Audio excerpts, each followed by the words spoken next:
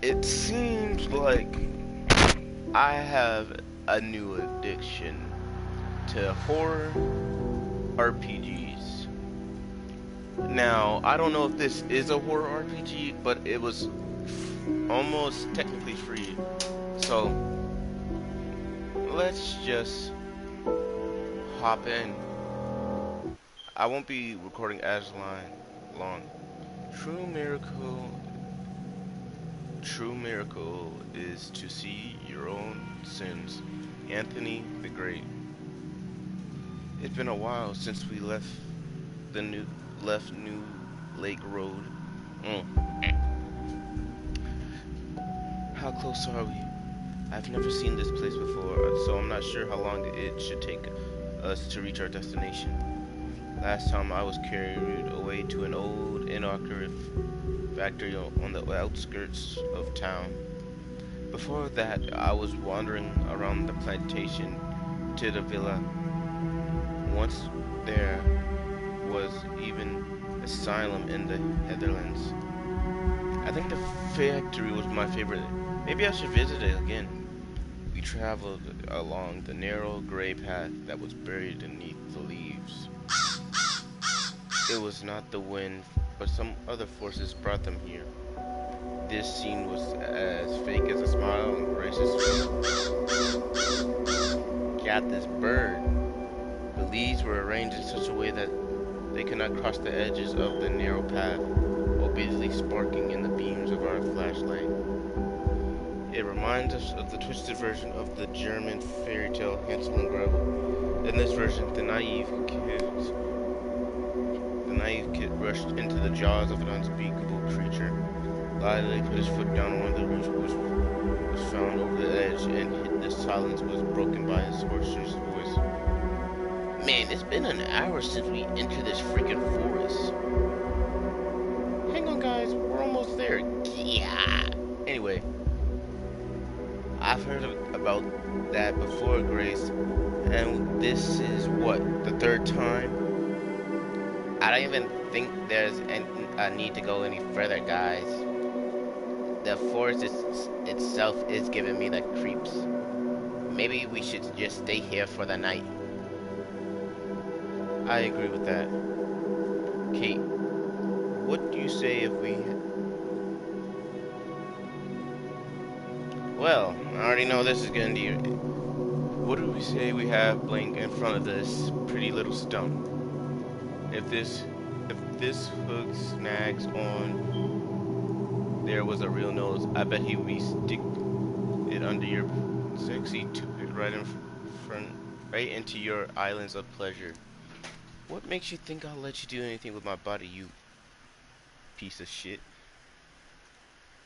Can someone please remind me why I'm still going with such a perv? If you had enough of this shit, you should hang out with me, babe. Yeah, fake friend. Oh man. Oh, ouch. Oh man. Nope. Oh. What about you, Grace? Nah. If you think that you're some Superman who's not afraid to accompany me in this spooky, don't fool yourself. Your so-called chivalrous act is just a trick to get me in your bed. You need to try harder to get my juicy butt. God!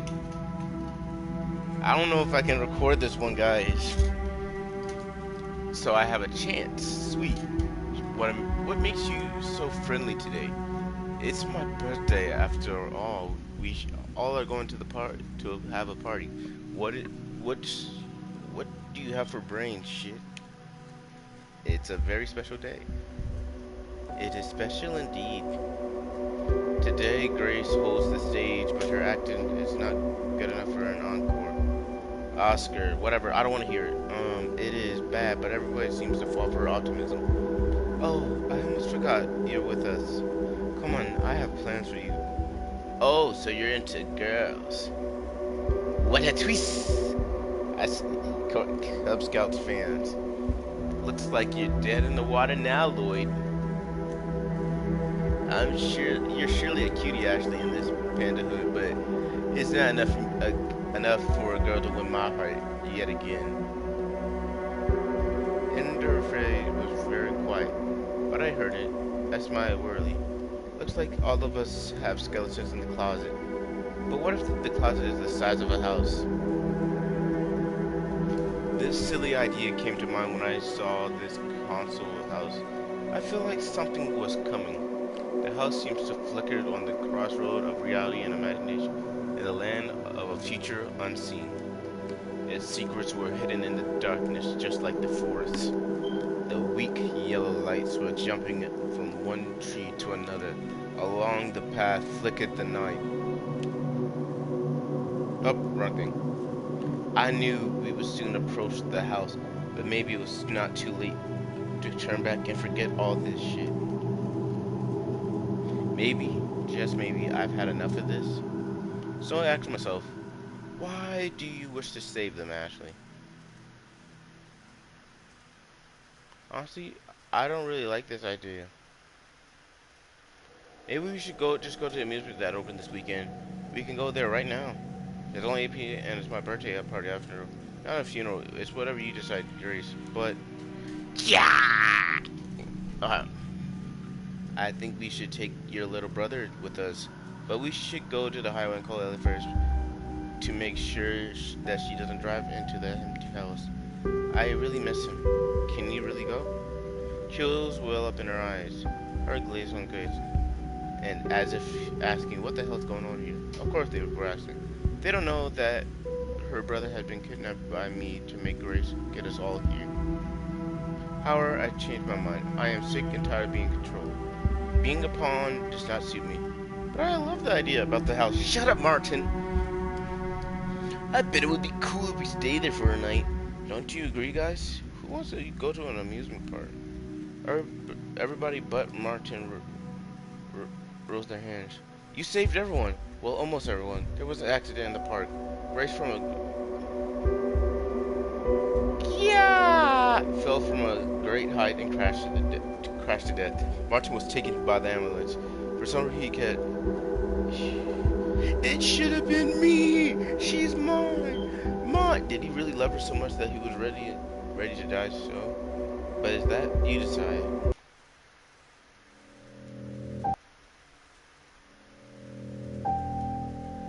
Oh my! Accidentally.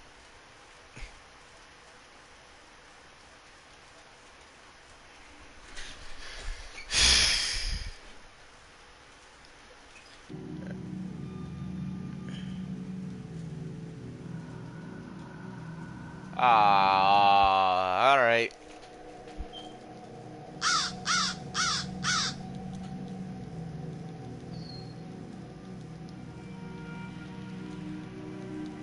Alright, I made a mistake and forgot. I didn't think I had to manually save.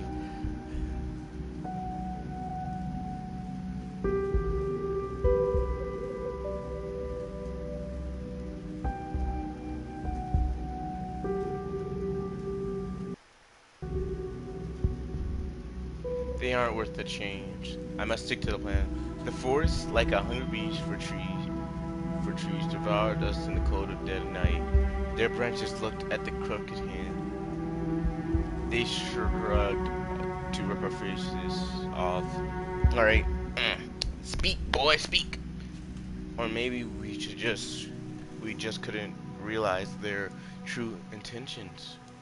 Maybe the trees were torturing themselves, wickedly twisting their branches to set a warning for us that the end of the path, and the end of the path, which was wicked with beams of flashing, the darkness was waiting for us. Boy looked really nervous. He was haunted by the rustling, and it made him mad. And his hand was clenched with a flashlight that was swinging like some pendulum with a glowing demonic eye. As the flashlight was the only thing uncovering the lurk in the darkness, there nothing, and that it immediately burned his phantom energies alive. It scared him even more. I heard a strange sound as I rose my head to see that it was just a crow.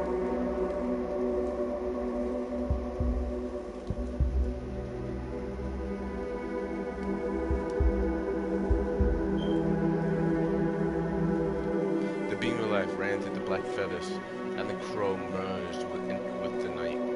I am the only one who actually knows what the darkness is hiding, but I'm still scared. My fears are not that simple. It is what you feel when your reflection refuses to obey. The illusions in the bathroom mirror cannot scare the shit out of me. It's just not enough. What really scares me is that the plan could fail. When you fall in the what is with these words? Trodden path, you are always on thin ice. I feel like I'm lost in a boundless ocean searching for a shark to ask if the human flesh is delicious. Do you really want to talk to a shark, Ashley? I wonder I wonder whether or not I am still seeing. The weak beam of light was slithered along the path of faded leaves. Then suddenly something on the ground caught my eye. Oh what happened? Yeah, they caught him lacking. He was nah. R.I.P. Mr. Bird. He ain't even do anything. It was a dead crow. Maybe the one I saw earlier. Nobody knows. Its eyes sparkled in the beam of light. It was staring at me, and it gave me the creeps. It was just a dead bird. I see much worse than horror movies. How often do you see dead crows in horror movies? Pretty often, yeah. Why do you ask?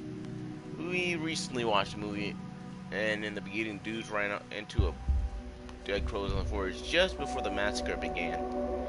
I saw this bird of death only after my life deemed was over. It reminded me of those days where I was imprisoned in a mental hospital. Okay, I am lost right now. I don't know if this is a sequel, prequel to something. I don't know if I'm supposed to get attached to these characters or not. The walls of my ward were my only friends. Sometimes I really wanted to discuss the weather outside with them. Of course, the staff didn't neglect their everyday duties, and the doctors regularly visited me to only ask one question: how are you doing today? Actually, a tape recorder and the repeaters asking how are you would be just the same. And just like the tape that there was, you change the words or say anything else. Perhaps he already knew how I was or just didn't care. However, every time he asked me, my answer stayed the same: silent. I only showed him the same. Oh, it was only shown the same article torn from the paper about my friend burnt alive in a car accident. God, mother. Rip the homies, I guess. R.I.P. Mom and Dad. Jesus Christ.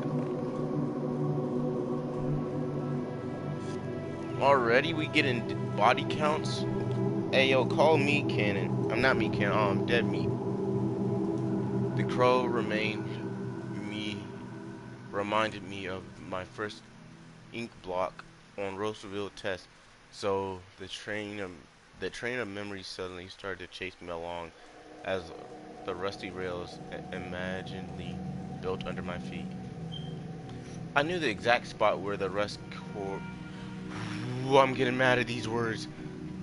Coordinated them, and the train got off track. People in it started screaming and panic and hitting their heads against the walls. Insanity.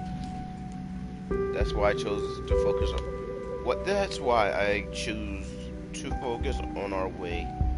I was afraid to lose the path because it was like a thin, tight rope that was saving me from falling into the void where the evil spirits were crying my name. You need to calm down. Pull yourself together, Ashley. You have to get ready when the game begins. It seems like I buried my head into the sand too deeply, but fortunately, a rough man voice dug me out. Stop fooling. They said rough man voice. Hold on. Yo, stop fooling around. I already got a goosebumps, and we not even in the house yet. What are you afraid of, Powerhouse? I'm pretty sure you're the fastest among us. Even if we run into a Siriga, you'll be able to run away. Right.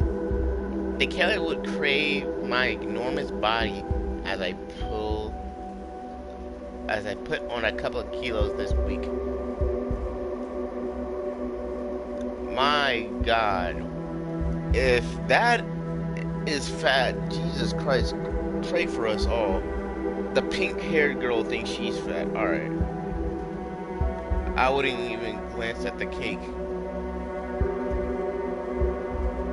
Everyone laughed, but Martin started to comfort this girl by telling her that she had a nice figure.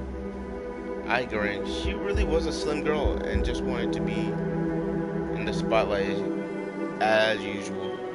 But today was nothing will save her. I looked for it. Unexpectedly, I found myself ahead of everybody. I didn't remember how I left them behind. I was usually as summer rain and subtly as snow in the beginning of July. I had to be the first. I need to see it first. My mischief was guiding me to that place.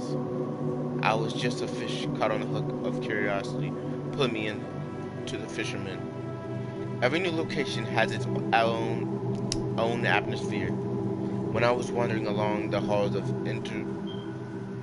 whatever that factory, I felt like I was trapped in a black hole of sorrow.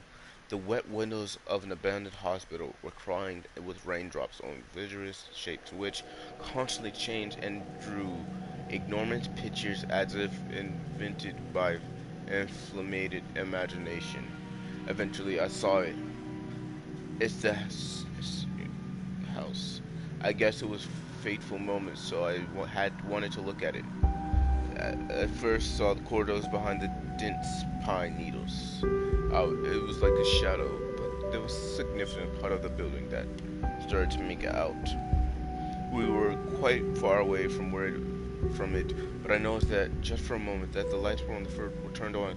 Then one more time, just like a house light, and then one more. What? Then one more time, just like a house light. Is it the house or my imagination? If I saw or heard something odd, I would think I was crazy, and it would be more casual than any other thing going on in my life.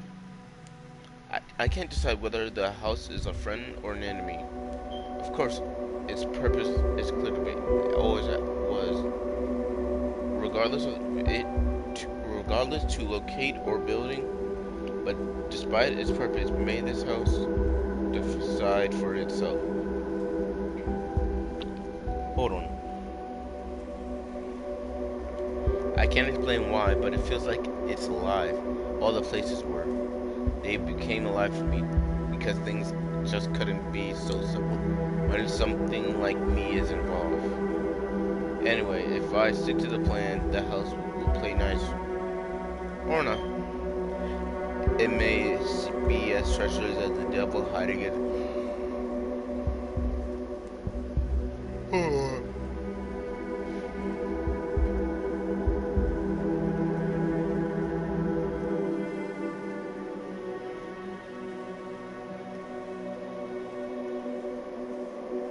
Maybe as treacherous as the devil hiding the delicious candles inside the hungry jaws of doom. The house gazed at me with its wide, lightless windows. They were dark like the eyes of the blind, but I knew it was watching me very closely, carefully. Out of the blue, a hoarse voice broke down this strange connection between us. Now I knew I wasn't the only one who was looking at the house, which meant it saw us all. Whoa, this damn thing is huge. Not bad, Grace. How'd you find it? Don't fool yourself. You might think it was hard to discover such a place, but the house is standing right in the glade. I bet some naughty local children run around this house pretending to be a ghost or something. Ghost hunters or something. Got the grab, will you? What's wrong? Everybody knows ghost stories are for children. Am I right, guys? No one said a word. We continued approaching that house in a dead silence. I was so deep in thought that I jumped when I suddenly heard the metal clip hit the wooden planks. Then I found myself standing to the front Hold on, I'm looking around because I think I see something in the doorway. Alright, sitting in front of the entryway. Freedom, finally! She dropped off her backpack and stretched inside herself onto the porch. Tired already? Maybe we should go inside first.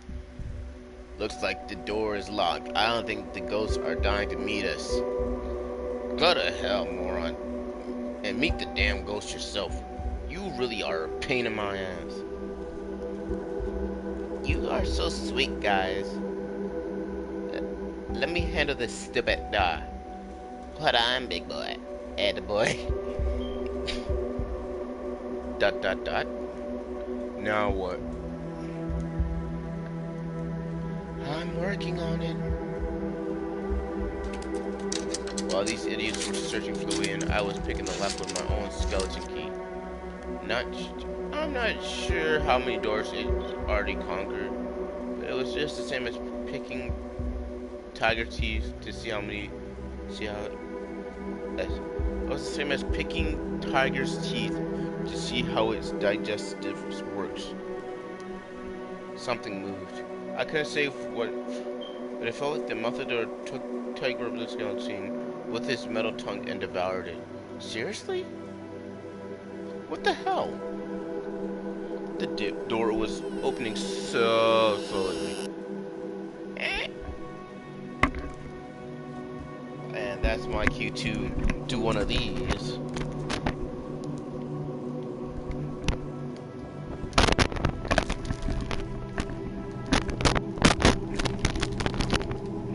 Well, obviously we just messed up because the door just opened.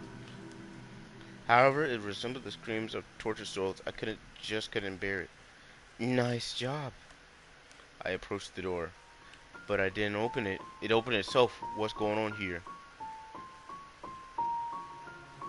Okay. The piano going off. Hey. It was very dusty inside the house. Okay. I get it, y'all in the studio cooking right now. Looks like the ghosts aren't very hospitable. I am not gonna be questioned if I know how to say that word or not, so. Everyone laughed besides Lloyd. He gave Kate a significant look. I think everyone knows that you don't believe in such shits. Can you stop, please?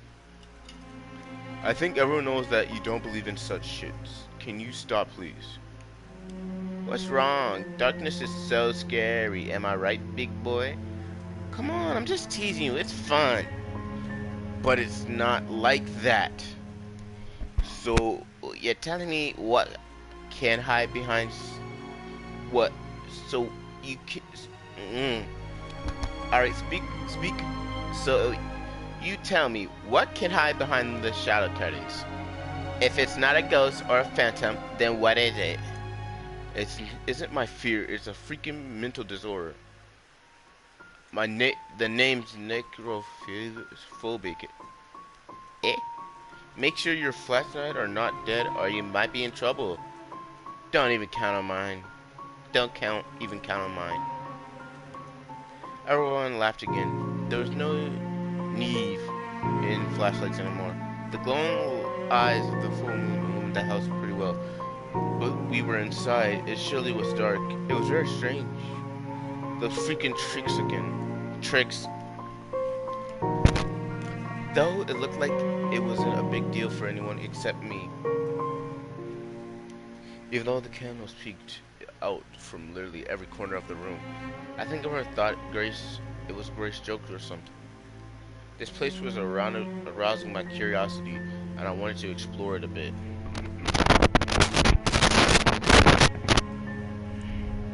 There was few pictures hanging on the wall.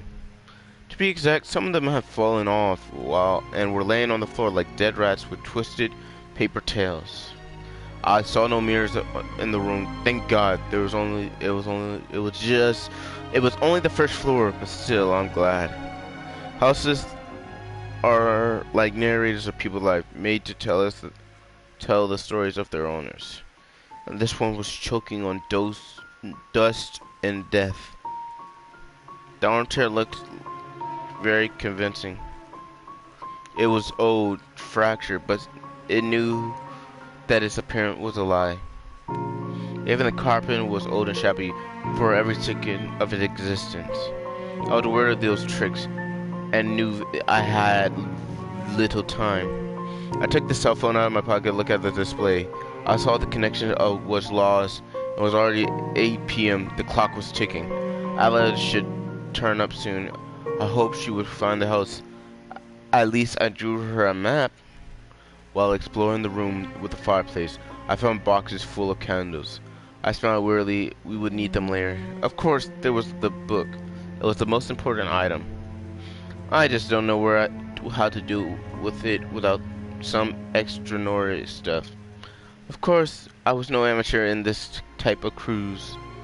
Saying, you could call me a chef in the kitchen, I guess. Cuisine, okay. I guess so. I knew it from A to Z. I looked at the others. They were wearing the same smile at sick Lloyd. This poor creature, this idiotic creature. He wanted to blow up skirts. He wanted to blow Grace's skirt up, literally. Sadly for him, it's not gonna ever happen. The girls have already prepared their sleeping bag and spread some blankets on the floor. The scared house was slowly turning into some kind of warm loveliness.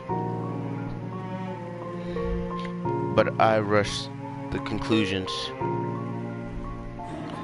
The strings of fear caught us in a web that were when we saw a straw doll on the sofa. And I am saving it because I feel like a choice is about to... Yo, 5?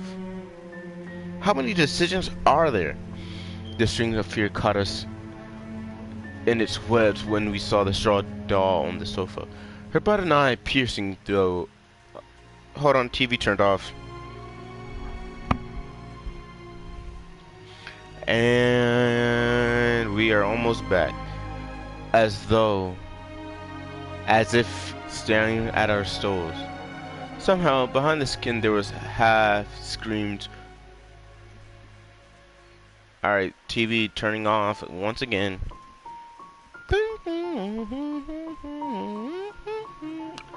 Where beyond the skin there was half full.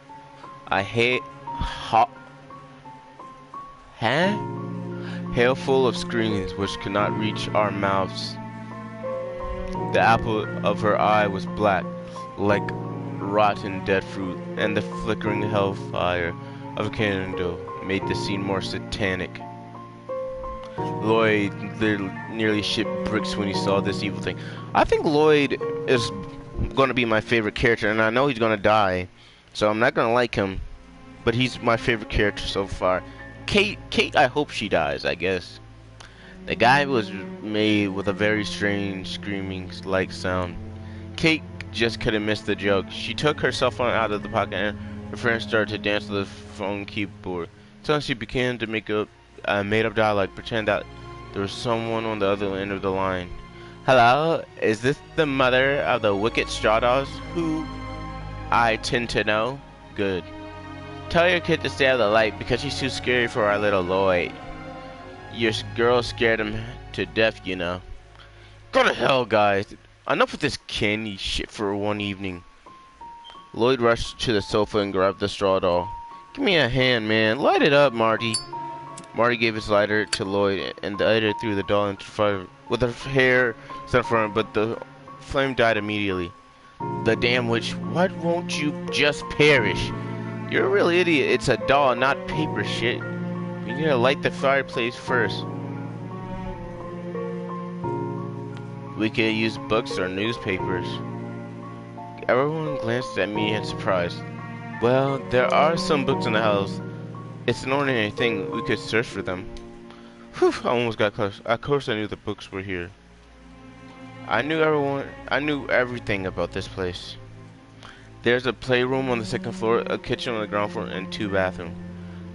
I was connected to this house and I could almost hear squeaking mice gnawing its beating heart behind the walls.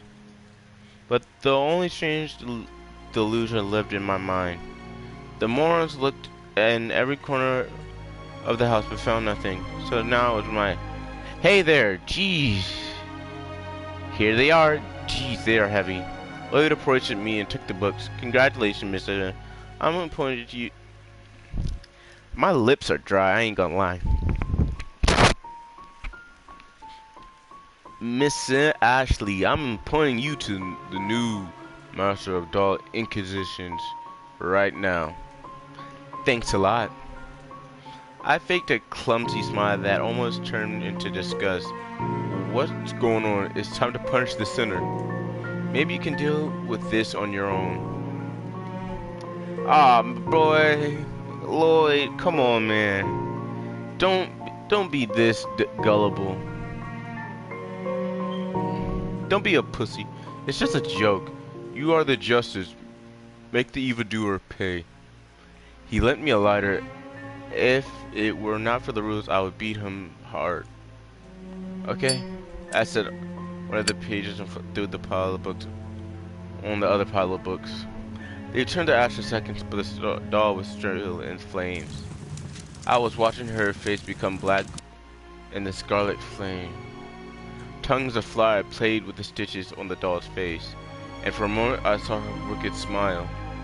I heard agonized screams, and my hands were something. There was something, a phone. On the other end of the line, tires rubbing against the ground, grinding of metal, bones cracking, front windows smashing into pieces. I feel sharp glass stuck in my neck. They're piercing in my chest and my tongue, heart. Is this the person who is not here right now?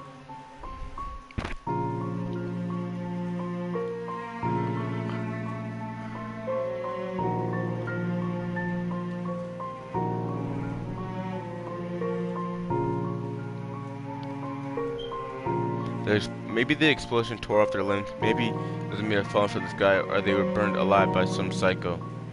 That doesn't matter. If they are dead, I can't stand it anymore. That may be the person who is not gonna be here. I know something for sure. They ain't gonna be in the sequel. I was relieved this nightmare. I relived this nightmare over a million times. I received the day when it was all gone. Without knowing it, I touched the tooth, which I was always carrying in my pocket. It was some kind of ritual, but not as useless as most of them. It was more than efficient. For a moment of sorrow in my eyes changed to coldness. My fingers released the tooth, and I looked at Lloyd. Satisfied? Yes, but you're the sinner like everyone else now. That's why you should be punished. I'll turn you on the minute I turn the lights off in the bedroom, sweetie. Alright, Lloyd, I'm starting to not like you. I kinda want you dead now. Lloyd didn't give me a chance to evade his lightning kiss. Almost had died of disgust as his hand touched my cheek like a mad egg lurking in a corpse. Alright, Lloyd, you had respect, now you don't. His lips were as cold as a dead man's. I guess I'll pass. I'd rather confess my sins. I smiled, really wiped his icy touch from his skin with my sleeve. Actually, there was one thing you were right about. Everyone sins. Lloyd shrugged his shoulders and began unpacking his things. Lloyd, you're gonna probably die first, 'cause A, you're black. B, you just did something to the main character. And C, you just burnt a doll. It's present giving time. The girl opened her backpack and took out a book with a colorful ribbon on it. Take it, beautiful. It's for you. Thanks, cutie. I've always wanted to read this bibliograph of Scott McCone, one of the greatest guitarists. Lloyd was next. I thought that if you liked their latest album, you must check out these. Grace took the CDs and hugged Lloyd. She slapped She slapped his butt hard. The keys in the house to the house of Skylar trinkled like a ringing bell. That's all you get, big boy. Yeah, motherfucking yeah. Lloyd was a little embarrassed. I gave her earrings. They were pretty cheap. I bought them on sale. Damn. Damn. Not even gonna buy them full price? I get the hustle and stuff, but come on, it's like a birthday. Thanks. Martin left the house. Through the window I saw him smoking. He didn't even try to take his patch of smoke outside of his pocket on the way here. Maybe if he smoked near Kate, she would order him to swallow the cigarette one by one lit up. When Martin came back, he took a bracelet from his bag and whispered something. I bought it because it was beautiful and cheap, of course. But it has the Japanese hieroglyphs, which means happiness and monkey. So I think it would work fine for you. Cool. Nice thingy. All of a sudden, Martin put the bracelet on Grace. It cuffed her wrist and out with a loud clang. Now it was time to eat the cake, but Ella was still on her way, so everyone felt depressed. Someone just said, I gotta get some water. Everyone agreed. In fact, I didn't know who it was because my on other kinds of issues. It was more important things to do.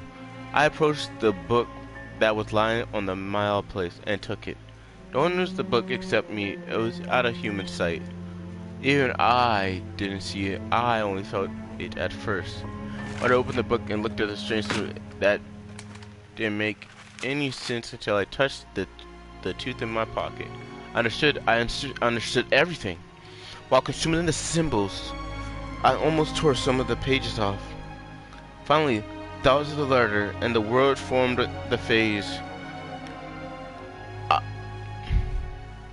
I'm gonna write that down. Hold on, I need to get water, and I'm going to write this down.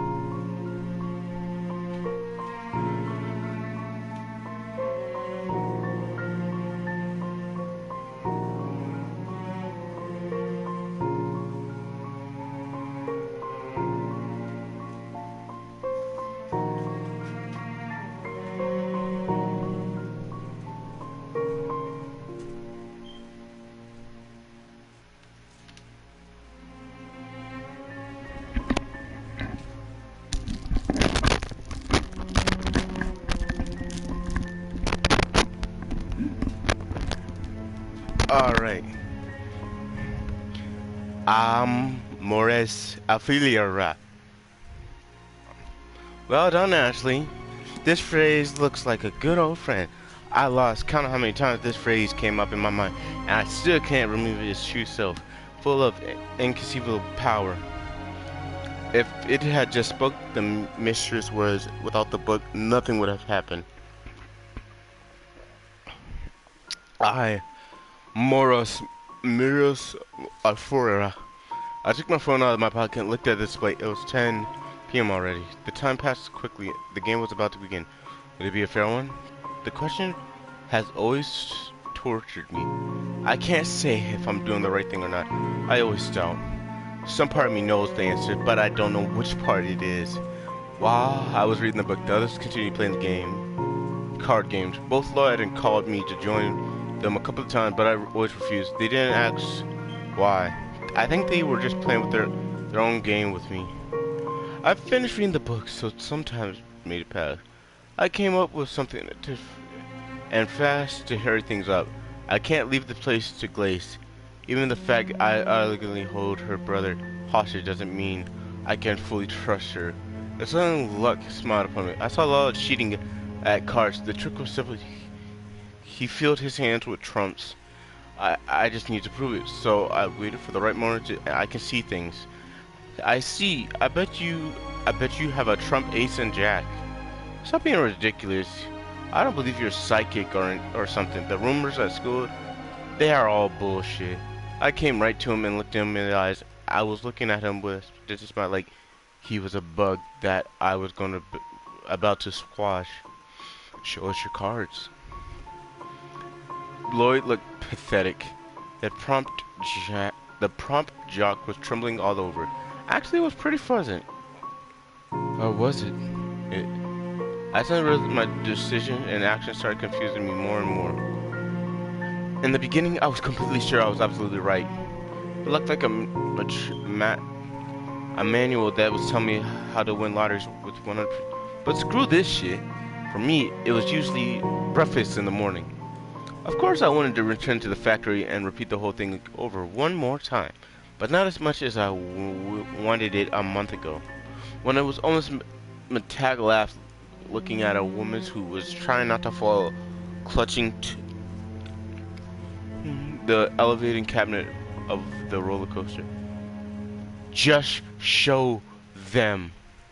Arden hit Lloyd's hands and the trump fell to the ground. You asshole, you give me my 20 bucks. It wasn't me, she set the whole thing up. Are you kidding me? I was miles away from you. I couldn't know you just looked at my cards.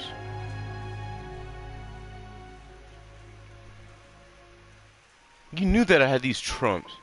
I wasn't cheap, it proved that you're psychic. Looks like was going mad. Obviously I pretended that his words hurt me. Shit, it was so hard not to gloat. You're just going to step right in my trap, you fool. You fool! It was me! My feelings turned into some strange it was difficult for me to understand what I actually felt. Maybe I froze for a moment. That's why I yelled one more time. If I could continue to lose connection to reality like this, they would definitely think that I'm crazy. Come on, Ashley, keep it together. I touched the tooth and it would give me some strength, and smiled wickedly. Prove it! It's not as easy as you think. Yeah, you're right. I could just peek at your colors, but I didn't. What number from 1 to 1,000 am I thinking? Jesus, I believe it might be a witch. By the way, leave much to be desired. For now, at least, that's not interesting at all. It must be something more difficult. What color is Katie's underwear? What color is Kate's underwear? Everyone ignored this question.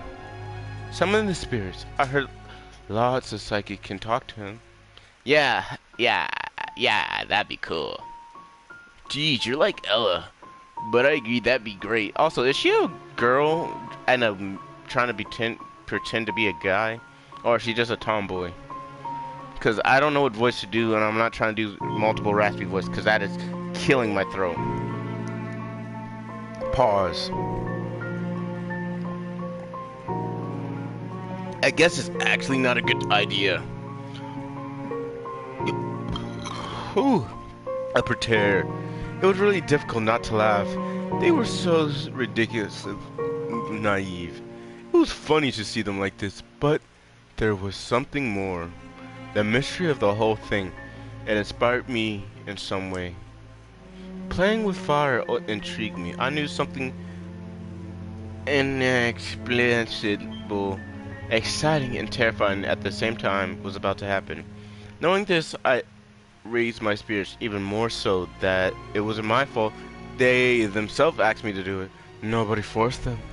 It would probably be better to do everything wrong to make this madness once and for all. But not today. This fool inspired me. He sank into us sorrowful, full of rotten memories. Ugh.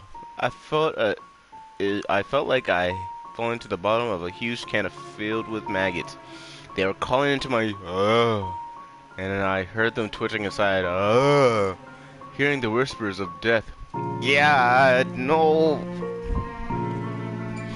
This sucks with headphones. Perhaps Lloyd will be the first. The moment of uncertainty has only turned my curiosity into a hungry, waiting for the meat in the bloody bowl given to me by the hands of fate. I dusted off the old handkerchief that was lying on the floor, began placing counters on it very carefully, like a caring mother who is taking her precious kid to kindergarten.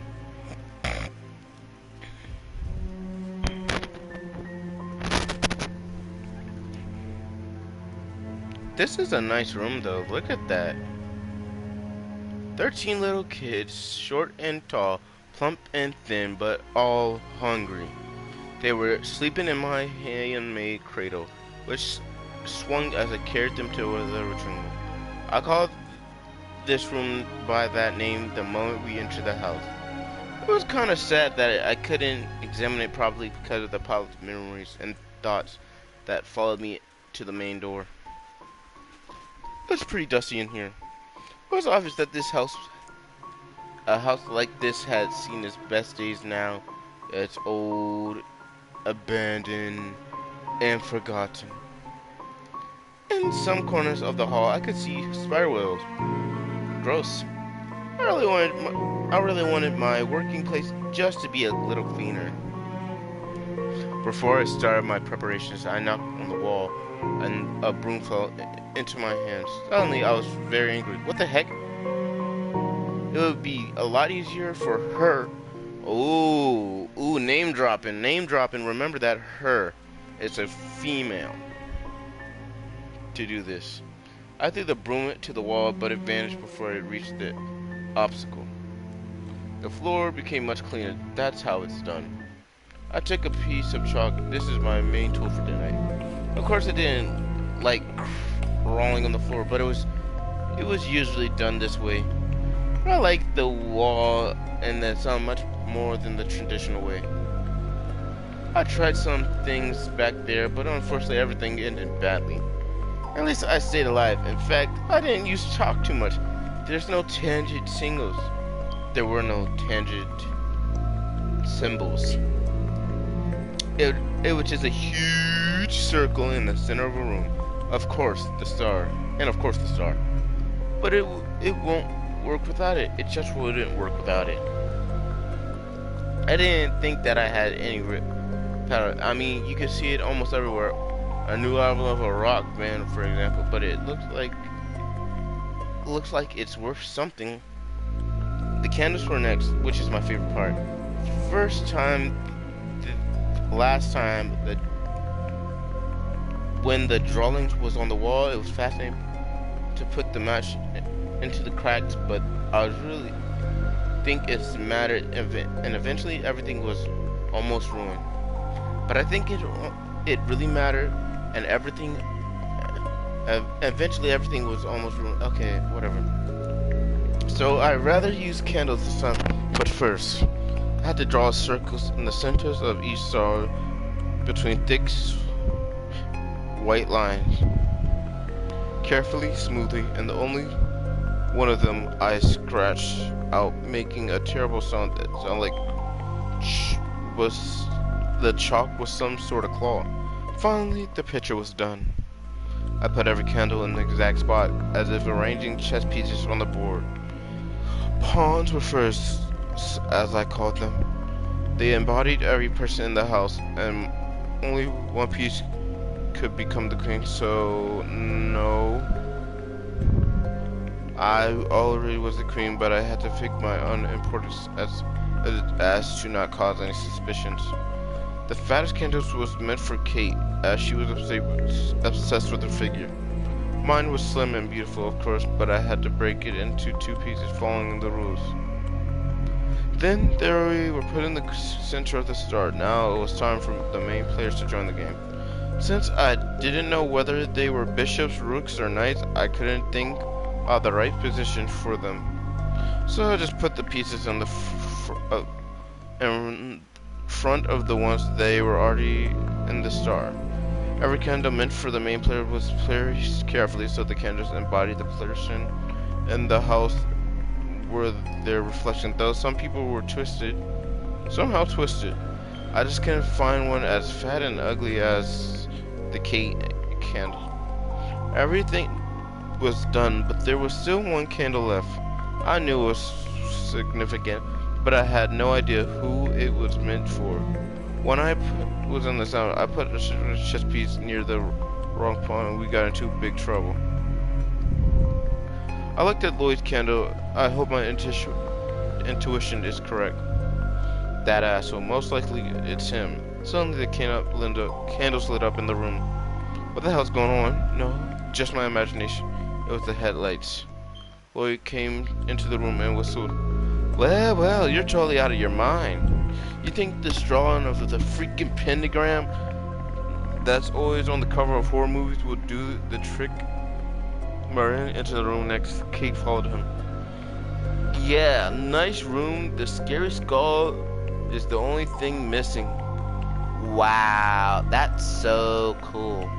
Damn, everybody's a bitch.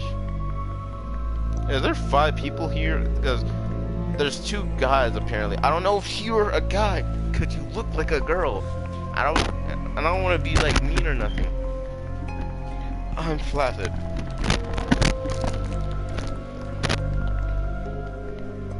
The door half opened and ushered into the room. Before she joined us, she was walking around the room where we had thrown about our backpacks.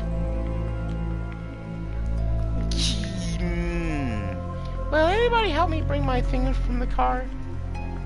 Ella peeked in the room but saw the huge truck drawing and got his eye. Wow. Ella came closer to my creation with caution, as if she was scared that the floor would break under her. Her hard steps, even though she was as light as a feather. God, how small is you? Also, why y'all all dressing up like y'all want to be killed? Is that what I think it is? We are going to speak with the dead. Are you in? Of course, I always wanted to try this. This is incredible. Looks like I'm just on time. Is everything ready? Yes, actually. If everyone's I need water.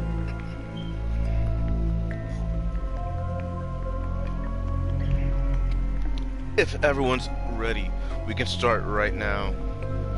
Maybe we should eat first. Hanging around with the dead is scary as shit, and moreover, I'm hungry.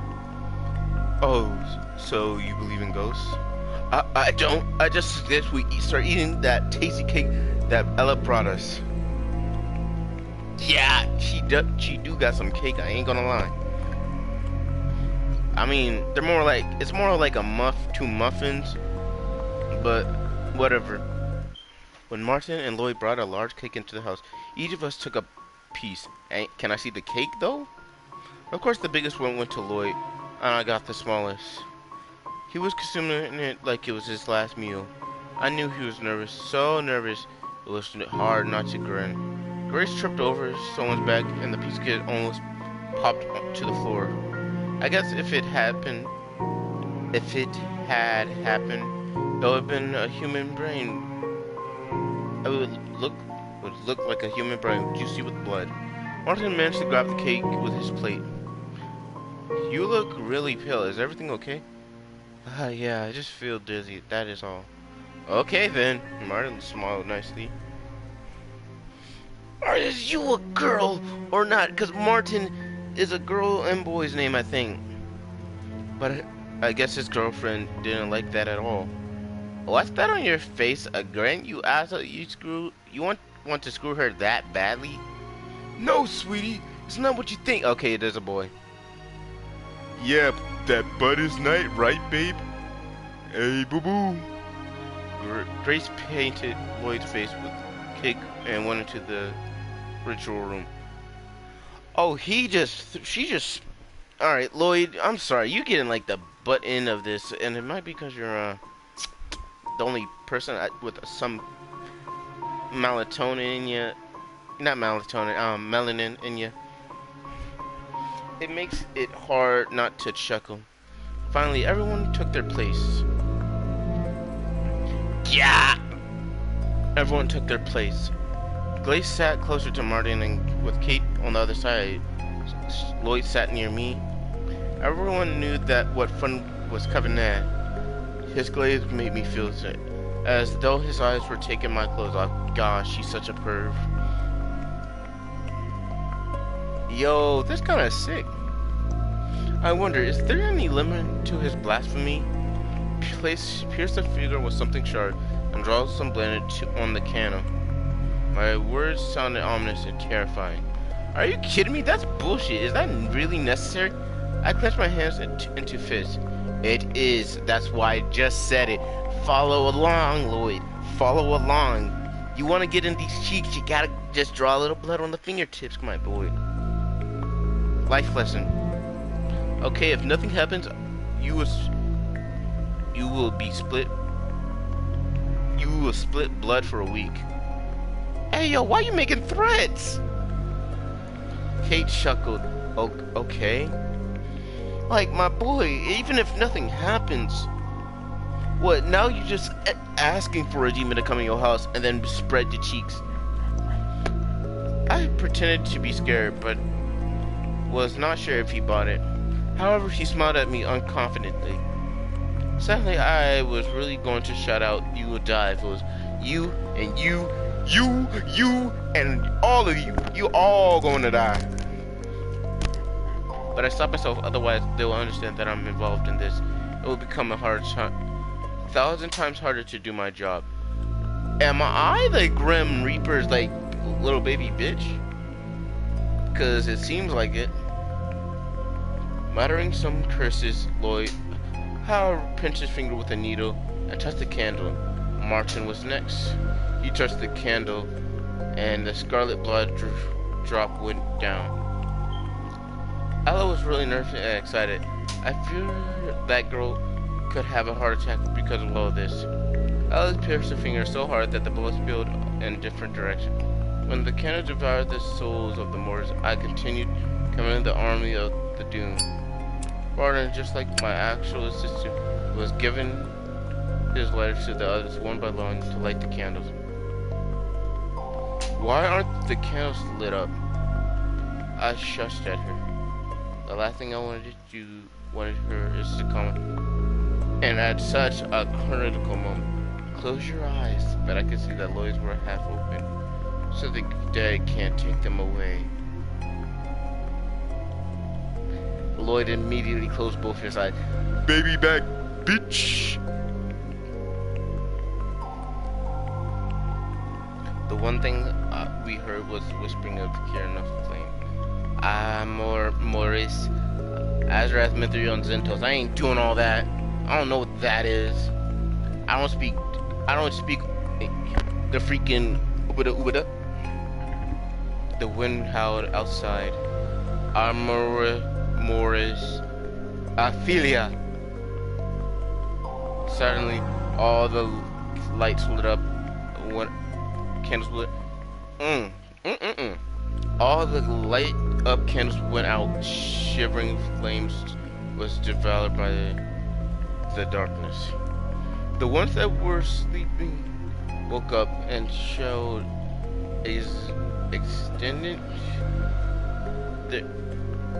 extended their fire tongues. The same happened to the candles in the corner center. With a mystery female voice whimpered and disappeared. Wow, so Wow, so cool. Was that the dead? And what else would it be? Nothing happened. It's just a trick with a voice. You made the candles lit up and then blew them out. I saw everything.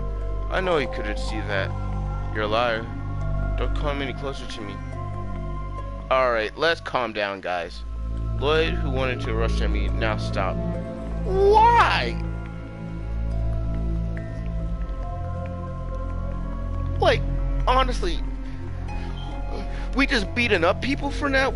This ain't Disney. You don't what, you're gonna beat up somebody because they threaten you with a good time?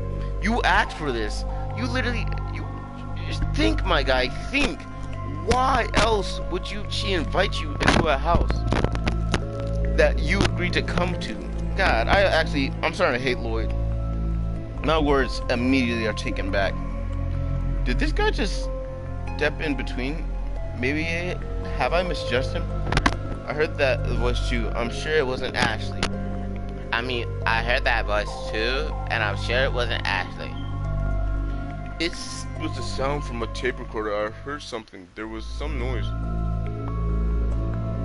Is you right, Ashley? I looked down at the floor and gave the cell phone to Martin.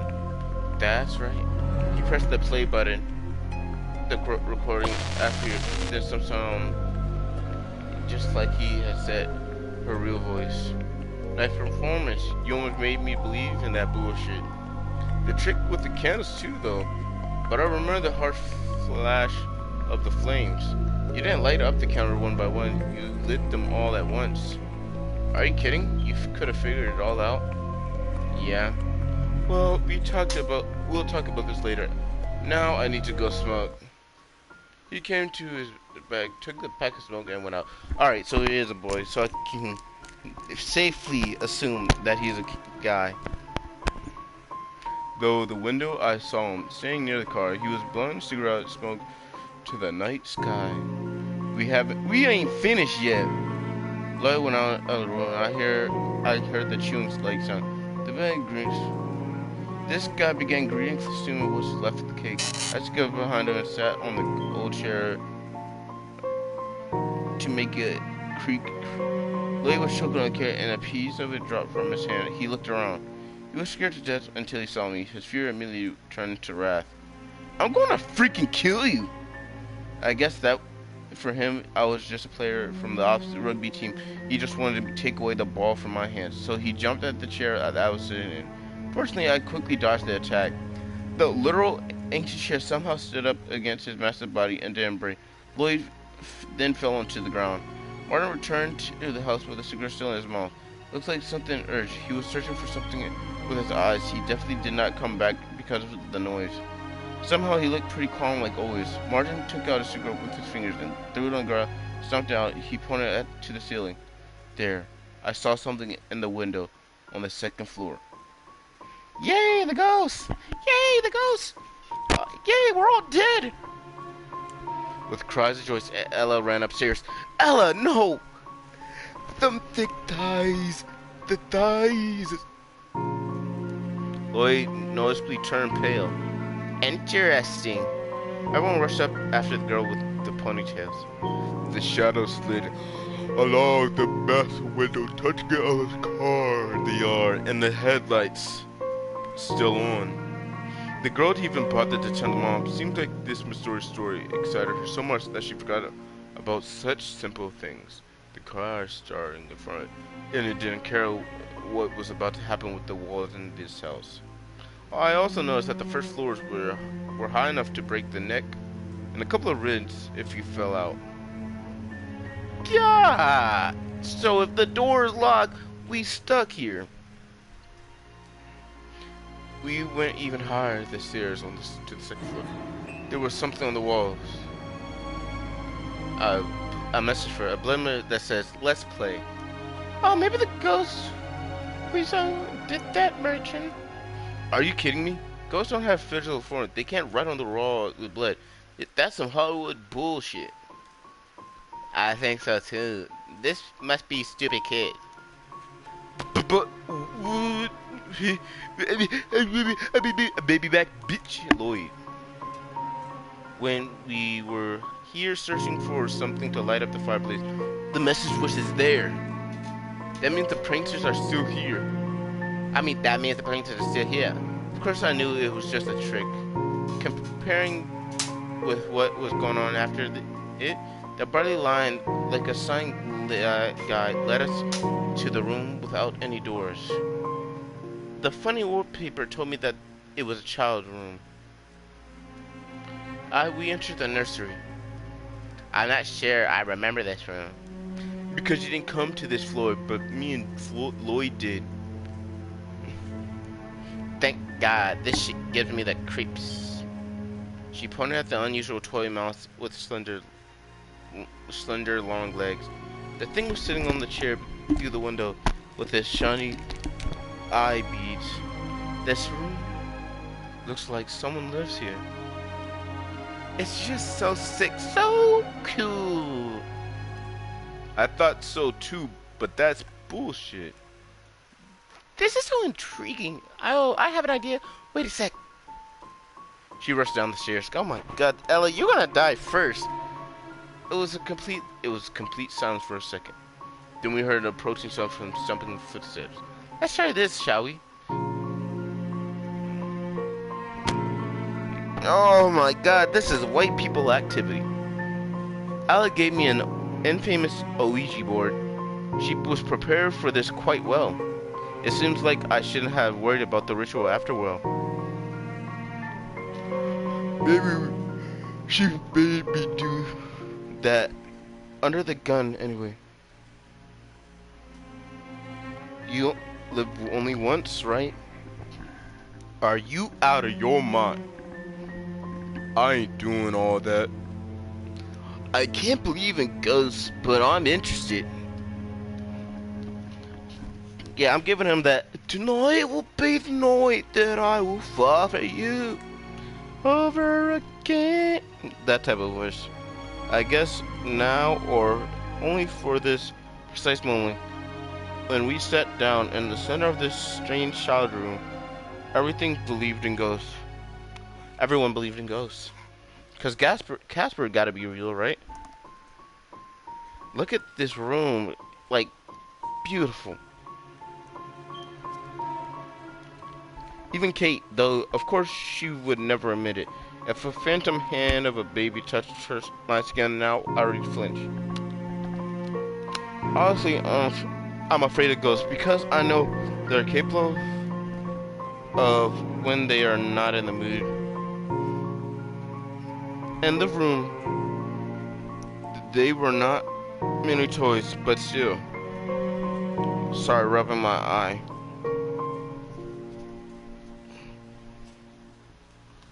But still, the rooms must be abandoned. Hey, you hear me? Abandoned, goddammit. Huh? There was a little bed with a teddy bear near the wall.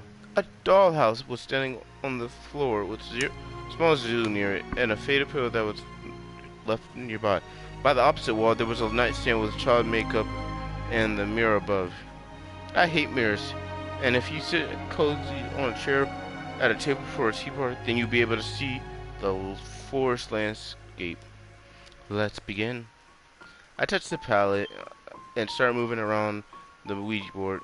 Everyone grabbed on it too, and suddenly felt like we were going to touch someone's gravestone.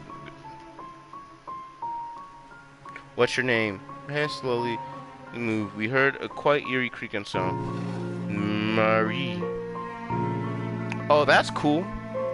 M A R Y.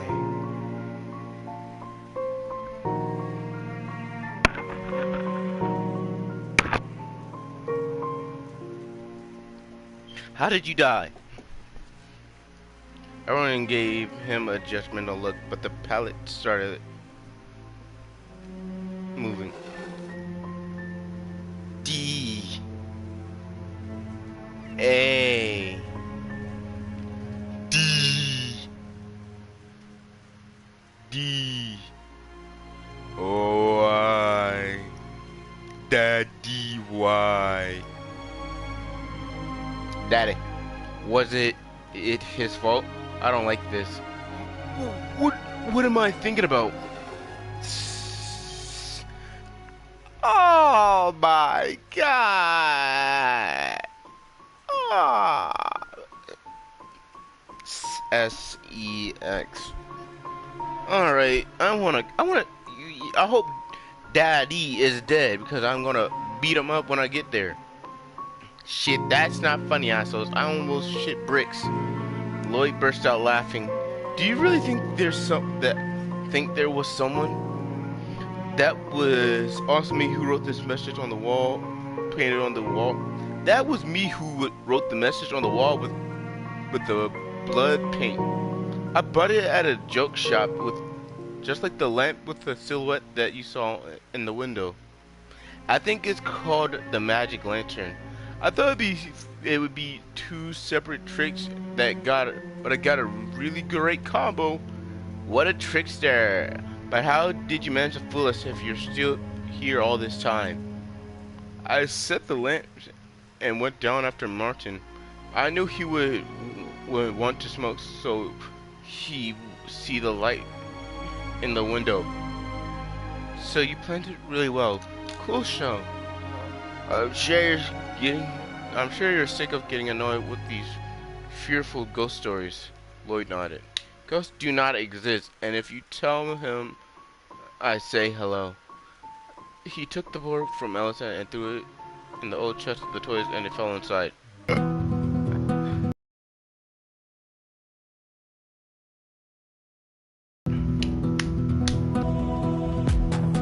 One in the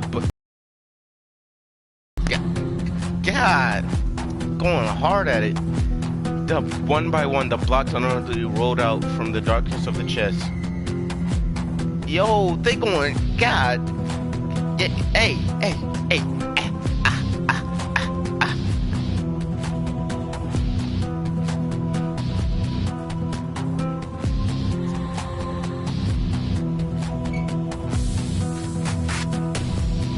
They spawned their shape and coped in corners until the letters formed out of words. Hello. Fear approached everyone's faces. Lloyd could not say a word. This fool was scared to death. What is happening? Why have you wasted such a good trick? You should have done this hello thing first and then confessed. The words hello wickedly flashed under the moonlight once more. That wasn't me. His eyes showed the genuine fear. Everyone believed him. Lloyd, of course, is stupid, but he's not a complete fool. He would try another trick after he cracked. He wouldn't try another trick after he crashed. This is how green turned into something that made the blood run cold. Whoever made that track right there? God, you need a Subway sandwich, my boy. That was God. Damn. Everyone was staring at these letters as if the eyes of the killer that had a gun into their heads. As if a killer had a gun to his head. You know what I mean? You can read. Now their veins were filled with blood but freezing ice. God.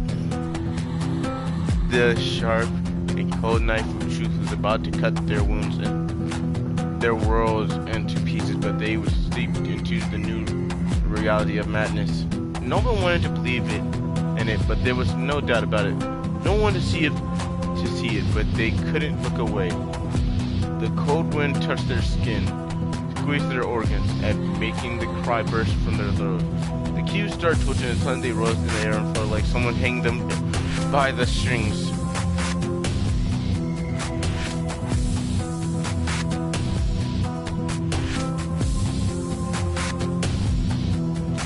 And good news, everyone. We might be leaving early. A girl approached us before. She was no more than 6 years old.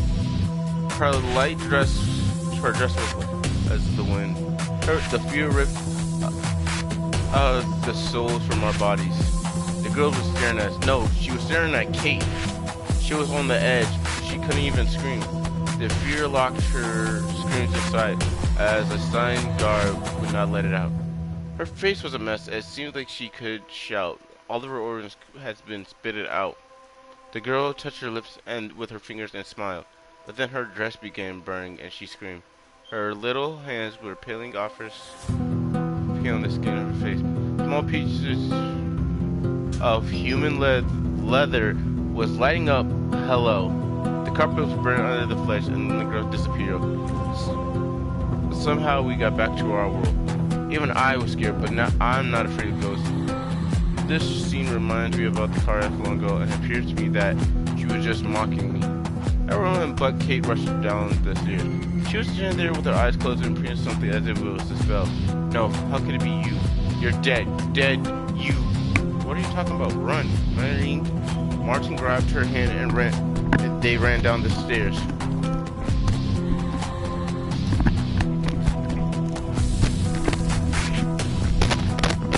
Well.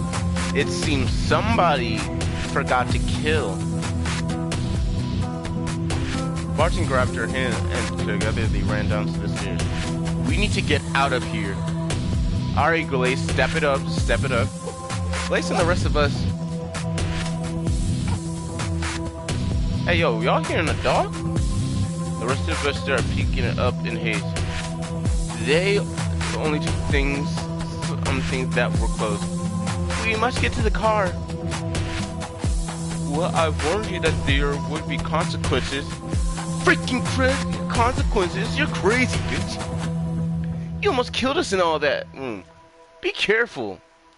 The girl appeared behind Lloyd and she was wearing the same dress as she was before she was burning alive. I'm pretty sure this girl died during the fire. I mean, Kate couldn't kill her with a flamethrower, right? Came to her senses. Looked like she realized how terrifying the situation would have run as fast as she could. She runs to the door, clutching her fashionable purse. I thought she had on things. What if Kate runs away? I can't let that happen. Do I trust her?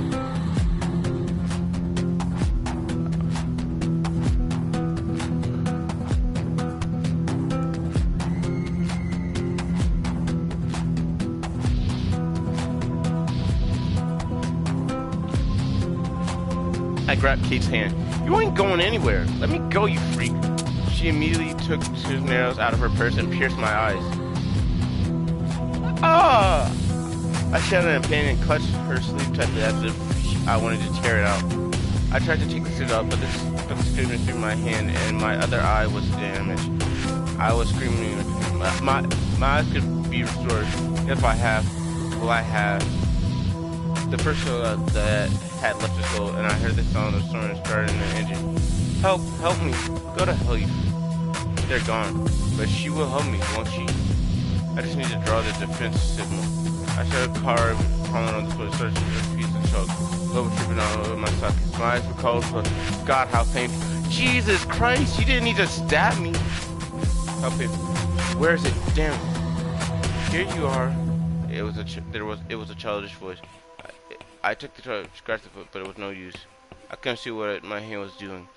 It was not the truck. The thing I clutched on with my finger. I touched the girl's nail and I heard her laugh. The devil was laughing. She was laughing. But you can't. No. Come with me, Ashley. A girl's arm hugged me. I didn't get their souls, but at least you will be mine. You have lost your eyes, your allies. You're mine, even your soul. You won't go to heaven. You're not welcome there, and hell doesn't need you either. Because your soul is missing. Don't worry, you still exist somewhere. And the very dark sun.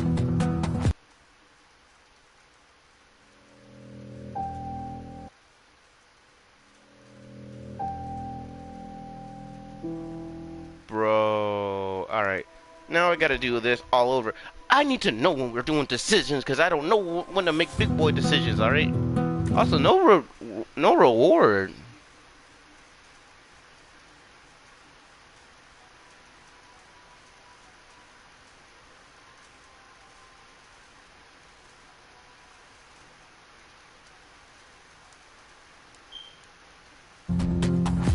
Alright, whatever.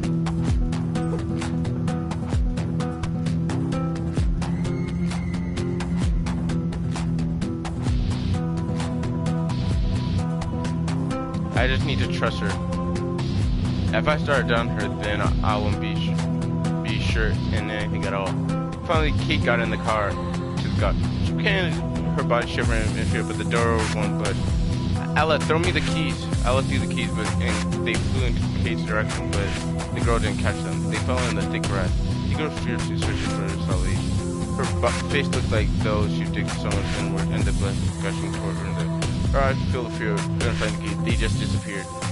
The girl pulled the handle hard, one more, hoping that her guardian angel would open the door. Maybe she was too scared to run. But where could she hide from this living nightmare? The child room with greetings from hell or to the dark forest? No place safe. The girl was at the porch staring at Kate. Suddenly she reached her hand like a master of the dead, and Kate screamed.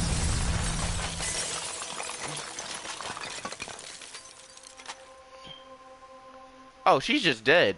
Kate's dead. In a second, there was a huge explosion, and the car blazed in the night. It was slaughtered as if it had tons of explosives in it. The mangled metal fell off the grass, tore away the door that was hanging on the tree like a hangman. The bloody rain painted the scenery red. A human heart landed within inches of my feet. It nearly made me throw up. Everyone started screaming, but not because their friend was torn apart like a piano. They were looking at the carved left orders, from which inwards a burning girl was calling out. Yes, it was Kate, her skeleton actually. It was deteriorating with the burnt pieces of flesh like a New Year's tree with toys. She rushed to the guys and almost caught one of them. What is that thing? What has it done with Kate? Are you a fool or what? Let's get out of here. The football grabbed Merchant's hand and pulled him straight into the house. Ella shut the door. What the heck is that? Everyone looked at me. Lloyd started shaking me so hard that I couldn't even say a word. And after Kate's enters, I got so I almost threw up. What have you summoned, shitty slut? I'll kill you. Yeah, Lloyd, calm down. You ain't dead. Let her go. We have more important problems to deal with. I was surprised that Marshall was so calm. Or it must make him worried. Probably because he's so prone amongst the ghosts because of his nerves of steel. And he's pretty handsome too.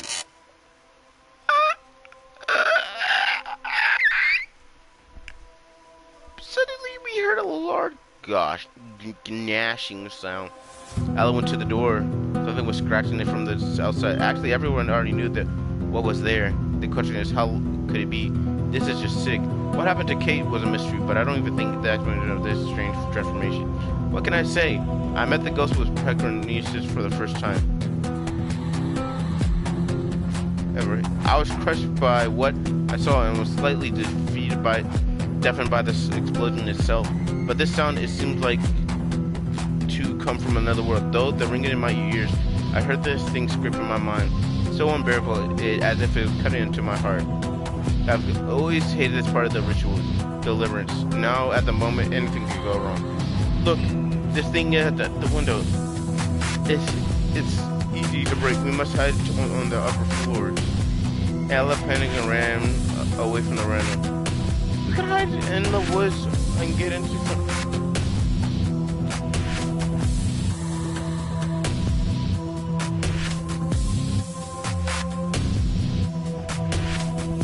But we can hide in the woods and get a highway somewhere. She won't give us a chance. We can leave this house only as corpses. You got a better plan? Yeah, kill the asshole. But we don't even know what this is. Why hasn't it broke the window yet? It can't. The deadly creature was smashing its head against the window. But it could not damage the window. It could not damage the window. Alright, let me reread that. The deadly creature was smashing the glass with its head, painting it red. It cannot damage the window. The house is some kind of cage. You can go in or out only through the exit. Lloyd seemed to be more relaxed, but still frightened. Looks like we're safe here. Don't be happy yet, big guy. The only thing is outside. The thing is outside waiting to kill us. For us to kill it. No, there's a better way. We kill the second girl. He pointed at me with his trembling finger, but I wasn't afraid of him. I was afraid of the dead. The hunt had begun. You won't be scared of the maniac fly and the spider's web. Let's kill her. That thing came from her.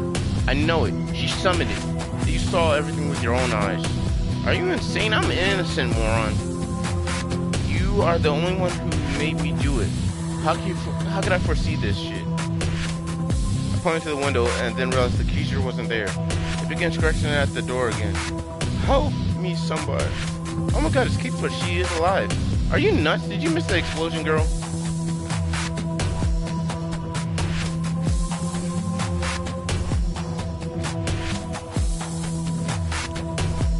It just can't be her. Use your brain. No, wait, don't touch the door, idiot. It was too late. The skeleton hand caught the girl's wrist through the door wide open. Gotcha. Marta took a baseball bat and rushed to the girl's head to hit it. Clutching Alice's wrist, I heard her, someone that just got their teeth in a real tough cookie. Got motherfucking Scout from Overwatch 2. No, I did not just do that.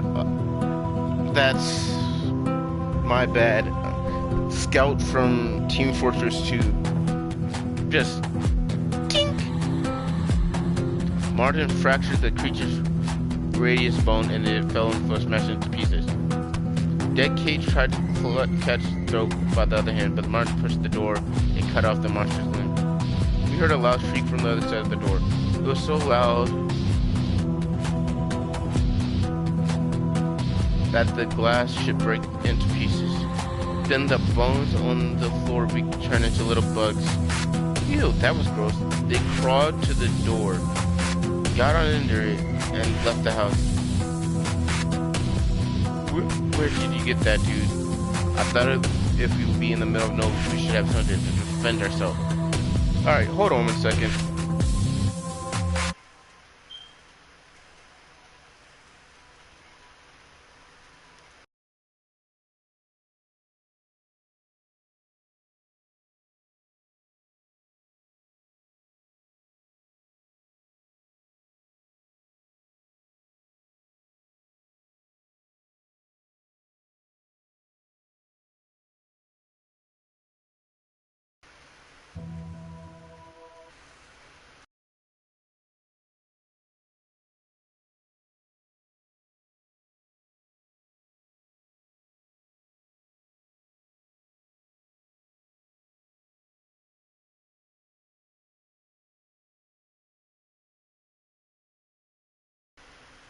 Alright, I'm back. I thought if we would be in the middle of nowhere, we should have something to defend ourselves. So the baseball could be useful, and it was. Thanks for saving me, but why are you so calm? Your girlfriend is a living corpse. That is strange. I agree. Very strange indeed. Do you know why I don't panic? Because we panic, we die. Understand? Or do you think I have to do something with it? Do you think I have to do something with it? I have to do something. You're so cold-blooded. It isn't normal. I mean, you dated for months. She was cheating on me with Ocean, but behind my back for weeks, okay? Kate was a slut. God dang. Boy, my boy, why don't... What did they... What? A slut, guys, but I didn't want such a death for her. I mean, it was too much, so cut it off, will you? Why didn't you say anything, baby? I thought you just wanted to screw me behind Kate's back. That's okay with me. You are cute. It was my revenge. I think I couldn't resist such a girl, sweetie. Okay, lovebirds, what should we do? Excuse the fucking... What do you mean? Grace. In the great heaven above, to the preacher and the sand. What are you doing talking to a man who just battered his girlfriend, who was begging for help, and he calls her a slut after he kills her. Basically, what do you see in this man? There is nothing. Grace, Grace, Grace, look at me if you can. I mean, God, I mean, he don't even need it. He looks like a girl. He just looks like Ashley. That's why I was so confused on the faces. But you know what? You die next, Grace. See what happens. Okay, lovebirds, what should we do? We will kill you, and this nightmare ends. You can't kill her. She's the only person who knows what's happening. Who else who knows something about ghosts and monsters? Alright, Martin, okay, I know I shouldn't do this, but Martin, you are my favorite guy, not because of your emotions, just because you're thinking right now, because Lloyd is out here thinking with his fist rather than his freaking head. Lloyd wants to kill someone who knows the information, the house, knows what's going on, first of all, that's the biggest problem, knows where we are, and what's going on. And you want to kill her. Just like that. Then what? You have Mr. freaking cold-blooded goth girl with thick thighs, Mr. World Star track leader, no muscle in this group at all. You had skinny girl who is now dead girl, who's actually skin and bone, who's no more skin, just bones. And then we got Miss Petite with thick thighs. That's it. This team is off balance. Where's y'all's muscle? Where's Big Macho Man? I know he doesn't got muscle. He's as thin as freaking Martin. Where's that one guy who's just surprisingly strong? Or one girl? I don't care. This was a bad mistake for all of you. You put trust in one girl. I know I should not be talking and monologuing, but Lloyd, make some sense. Everyone was silent. I know some things. Brother, you... Okay, that... Even a handful of powder can be deadly. So let her start talking. So let's her start talking or I'll break her neck. So how do we kill it? It's not that simple. And what is? Be killed by this thing? Ashley, you must help us. It would be the best birthday present. What do we know? I can't get inside it and we can't get out. I agree with Martin. We must kill it, but how? I have no idea. Right now we are all allies. We have something in common. We want to kill this thing.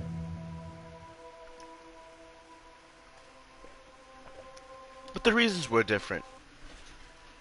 Though I still wanted to get out of here alive like the others, that made me want it dead even more. That was the most important part of the ritual. Otherwise, it's all in vain. I closed my eyes and I saw myself standing on the floor covered with stone cover. I saw the rays of the sun stretch out to my eyes through the glass windows of the abandoned factory. I heard the howlings of steel pipes looking down at me like judges. The machinery and tools were quiet. It was too quiet, so I felt their gaze upon my neck every minute. They watched me with genuine interest. What will she do next? My quiet voice rose up to the graves of silence. The sharp sting of my voice cut the stitches on my mouth. I could only feel the dead Hollywood speechless rooms with my screams. I asked her, how should I kill it? I'm afraid this time. Oh, this is a different voice. I'm afraid. Nope, too weird. Okay. I'm afraid you'll have to figure this out on your own.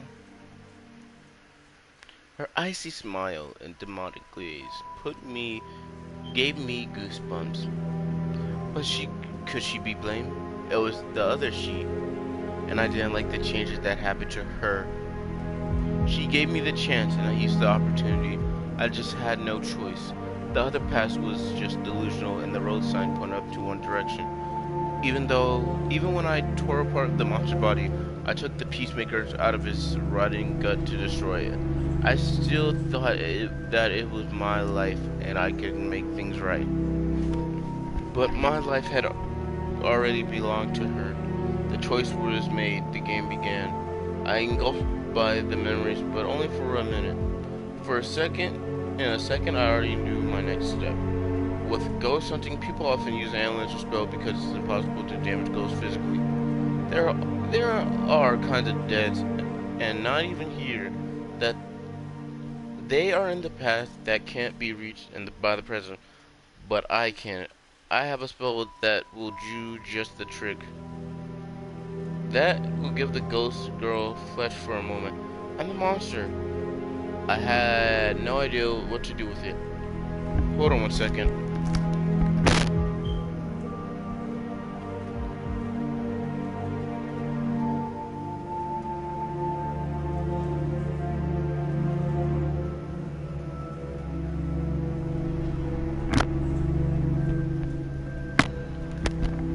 This will be enough to finish the drill successfully.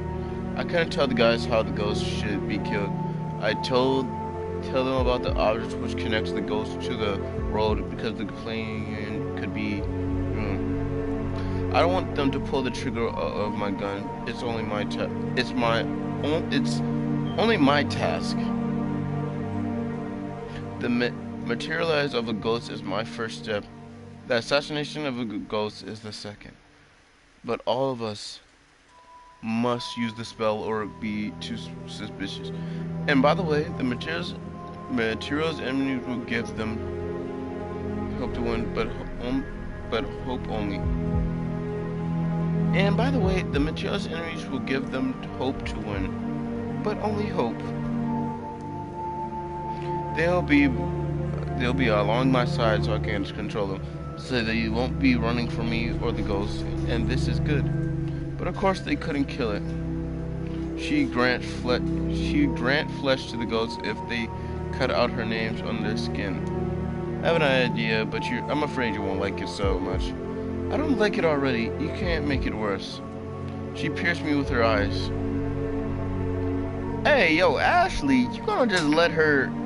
Yeah, you just gonna let her do you like that? Her wish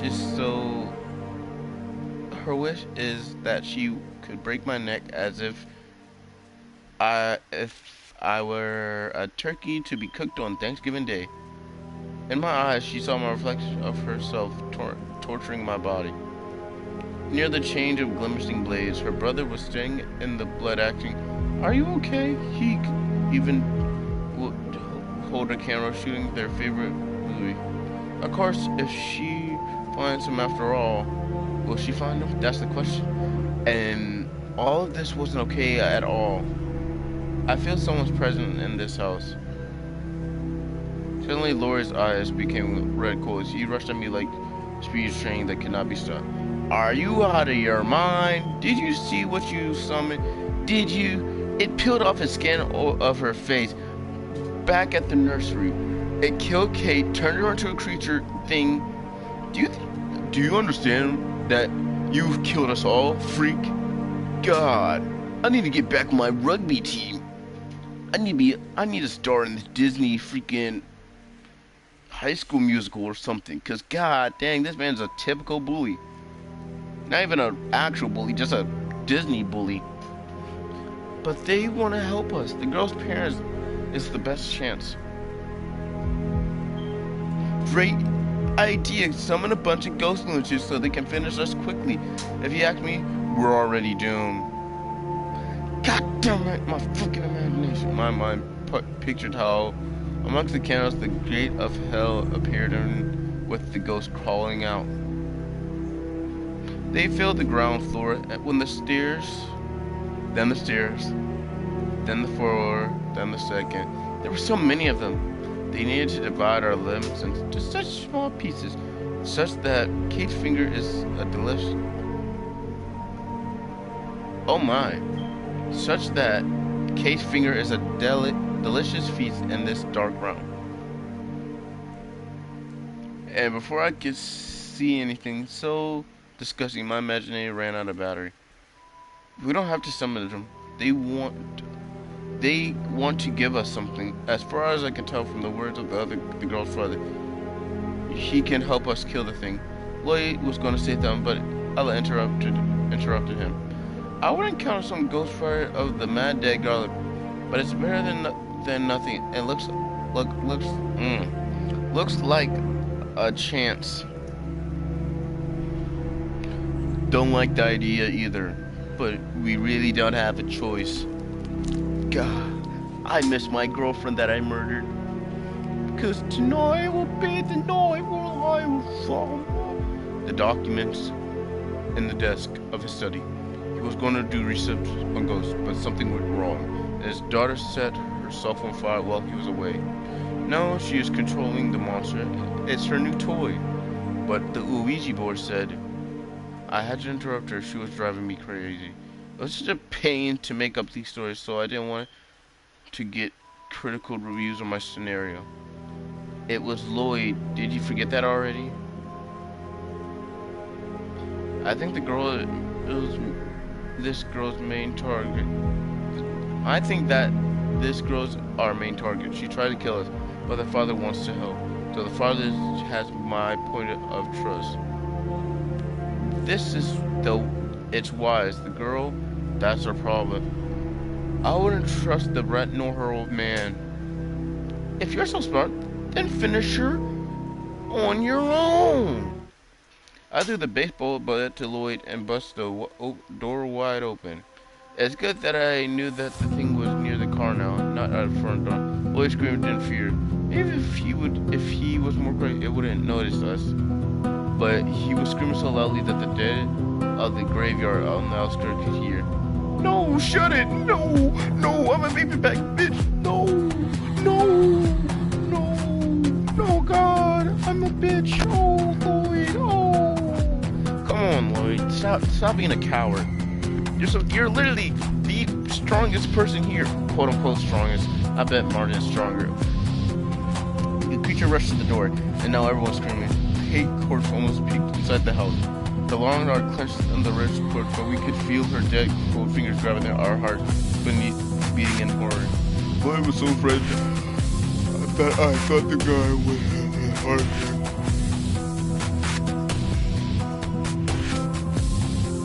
He hysterically threw the bat at the monster's head and hit his face in his hands. Oh my God! Come on, Lloyd! Martin's face changed. He clenched his teeth. He was like a different person now. He bared his teeth and pushed me with his shoulders hard, so hard that I almost kicked out of the house. Don't be an idiot, Ashley. If she didn't hold me, I would be there outside the house. Martin wanted me there. He wanted to kill me, but maybe he knew something. Maybe he just got sick of me. But there's no doubt he wanted to kill me. Freaking bloody killer. Well, Martin, after all, you deserve to be punished. Ooh, Martin. You know, I just realized something. Kate's name was getting popped up a lot. So, Martin, you're next, buddy. What the hell? We're already deep in shit. Is his eyes bloodshot? If this thing gets out of here, it'll be the end. And I'm sorry about that, but I don't mean to push you, but don't be stupid next time. Was he really sorry? I couldn't tell. Maybe he was lying to me. And why do I care anyway? He won't make it out alive anyway. That was cool. That was so cool, big guy. Lloyd couldn't stay away because Martin beat him up already. That was my favorite bat just for the record. Martin punched Lloyd and kicked him in the stomach. Isla tried to stop him. I think he's had enough. Let's find the document. God, Lloyd, whatever team you're fighting for, give up, my guy. My boy, go outside. You just walk, do the walk of shame. Cause my boy, you looking mad goofy right now. Ain't no way you just let somebody who rugby team. I'm assuming that's an actual thing in this universe, cause for them. But come on, man, it's so sad. Martin, calm down. We'll have to find them. He helped Lloyd to get up. Hey, I'm sorry, but I'm very upset and that I lost it. He almost beat the guy to death because of some baseball bat. He nearly ignored his girlfriend's death. Martin, you are such a Martin, come What is your emotions at? Bro said, my baseball bat. Started beating up a man. Man got him looking like Yamcha after Yamcha? Not Yamcha. Uh.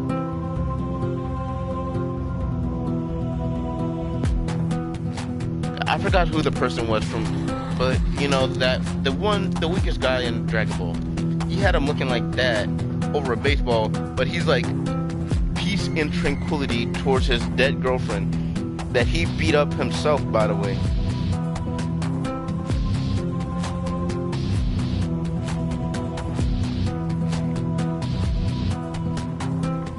Lloyd, Martin, Grace, I went upstairs. 4 people now. Ella stayed on the first floor to be on guard. She wasn't a coward. What a nice girl. Though I saw her hand shaking. We followed the... I don't like that. I don't like that. No, no, no, no, no, no, no.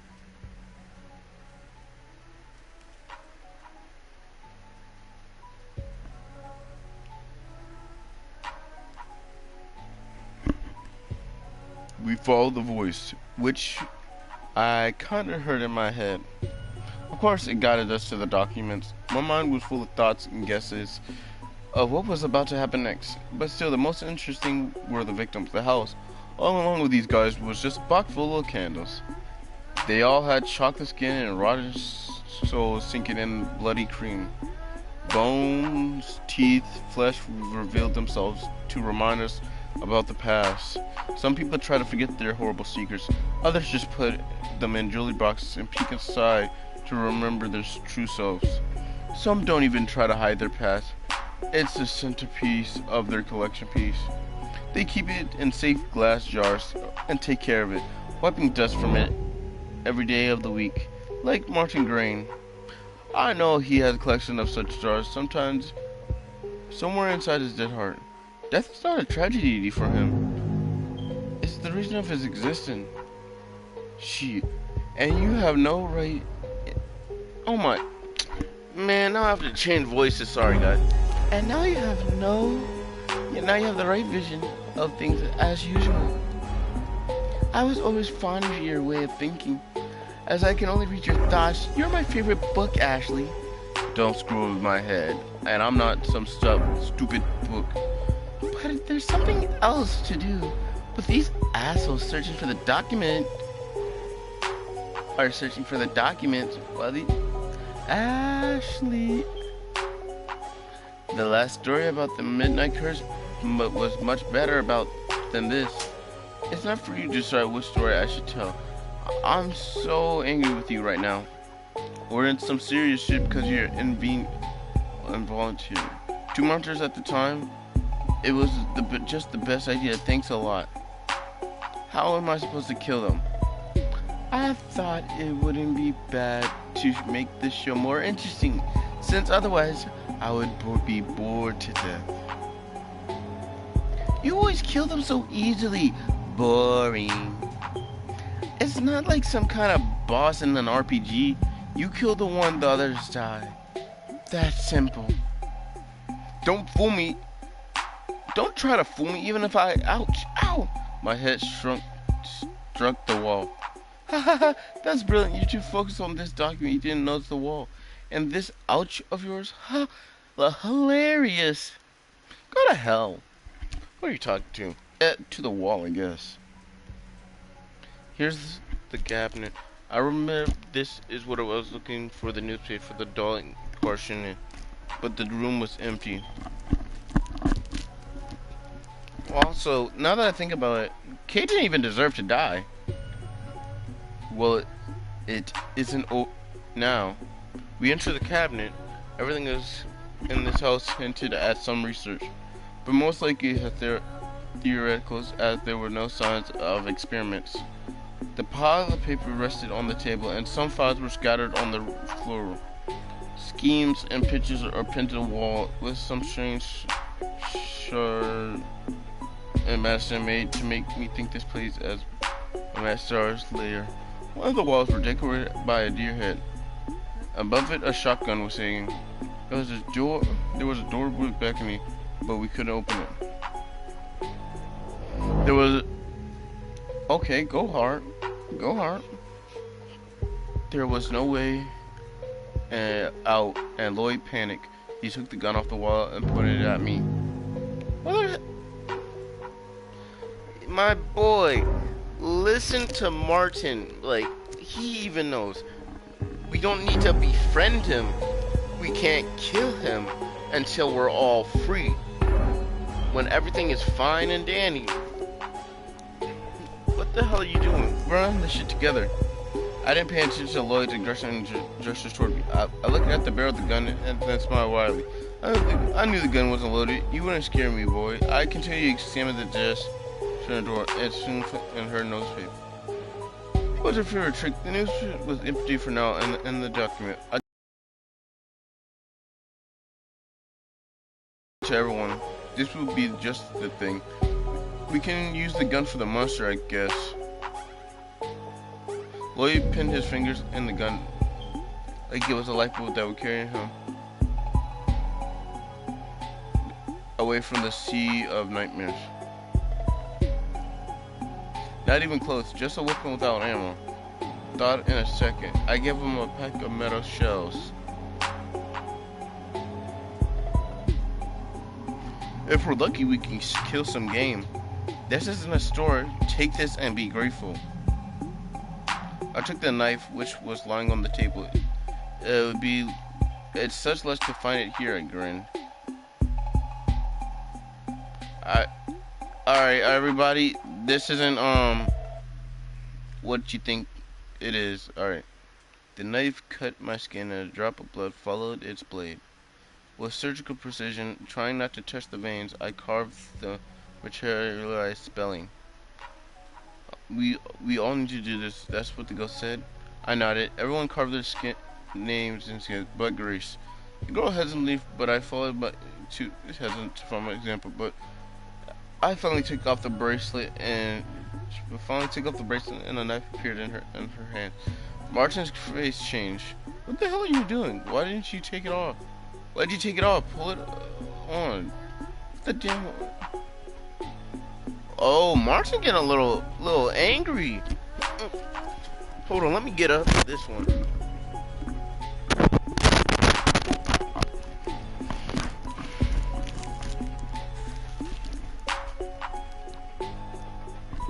Martin's getting angry. What are you doing? Why'd you take it off? Put it back on. Put the thing back on immediately, Grace. What's wrong with you? I can't do it with my left hand. The moment Martin clenched Grace's hands and put the bracelet on her hand, he realized what he was doing. This bracelet brings good luck. You will have more chances to get out of here alive. Maybe I should put it on if Grace refuses. No, you won't dare. Martin wanted to hit, but he pulled the trigger. God, Martin! Jesus! Bro, I'm like that SpongeBob thing where he's just sitting in the cafe with his hands clenched together. Cause, my God, I know I said I hated Lloyd, but my boy, he ain't do anything in this situation. Martin dodged the shotgun and the shell broke the glass of the medicine shell. Okay. Freaking asshole.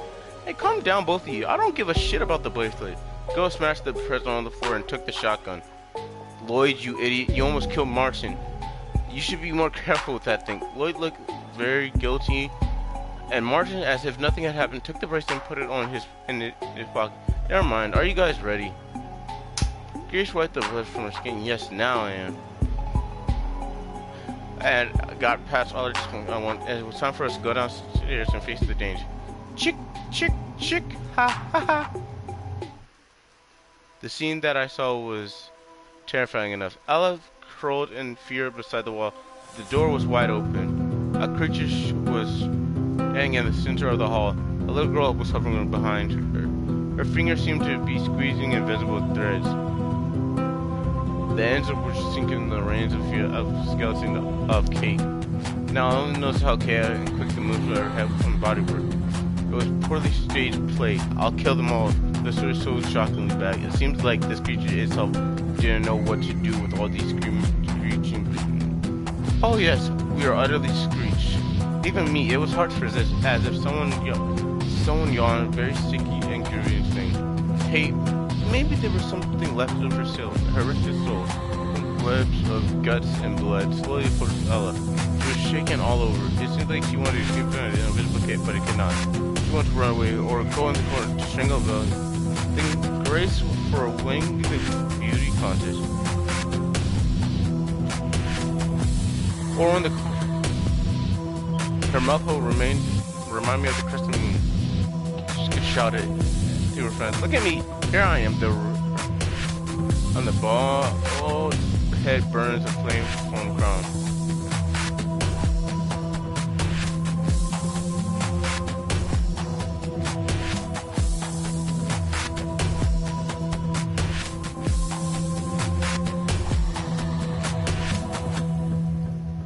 My friends, come support me. Then out of the eye holes, 2 attendants showed up. The cockroaches run out of her eye socket, the worms creep out of her ears. All of them chant, Kate, Miss the World, Kate, the Queen of Beauty. Beauty kills one of the cockroaches remarked, she killed Kenneth Grievous. More precise to her absence, noted the cockroach with the longer antennas. My mind put me somewhere else once again.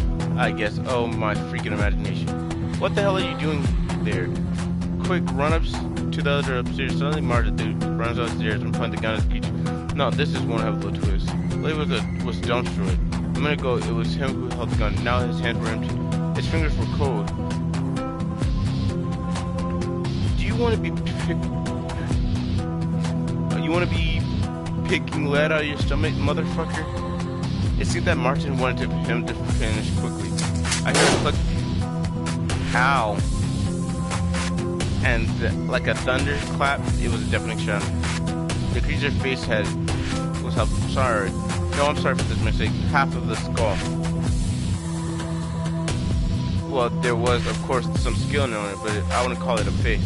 This couldn't be powdered. This creature backed away, but the girl behind her waved her arms. Obviously, there's going to kill Martin. Although this seemed to move the puppeteer to the darkest part of my mind. Kate's skeleton opened up her toothy, bony mouth, and rather was left. I thought the skull was cracked, but no. It was good because Martin was clearly not one of the 2 concerned. His hands seemed to have to see as Master Engine.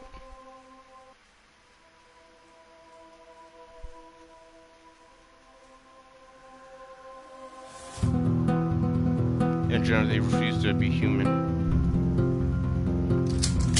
Like some mechanism, they quickly began loading the gun and shooting. They were no longer led by him. There wasn't the slightest certainty that anyone remained of him. And now these fingers, these hands, these whole limbs were guided by the ideas of surviving at any cost. Everything would be fine, but these shots were so loud that it basically seemed as it was standing right in my head and shooting the monster at the monster, and even missed, bastard. All these damn bullets were piercing my brain, making my head ache. I don't know. No, maybe I'm a very sensitive nature, but he doesn't know it. More so, the monster doesn't know it either. Even if he did know it, it wouldn't help the case. But at the moment when the shot broke,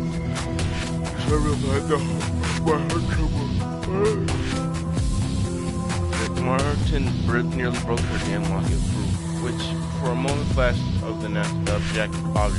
I saw lots of such objects in my short life. No fancy at all. They can barely be seen by the human, and they just in 2 worlds, ours and the others. They let go stay here. Humans must escort them out with inscription exit. Meanwhile, it's become hot in here. It's time to join the fight. I looked at everyone like they trembled like pigs in pins. Suddenly, created at a mind, realizing that a butcher would stand before them. We must help him. He will run out of ammunition. Who knows when we will need them. Don't just stand there. Do something.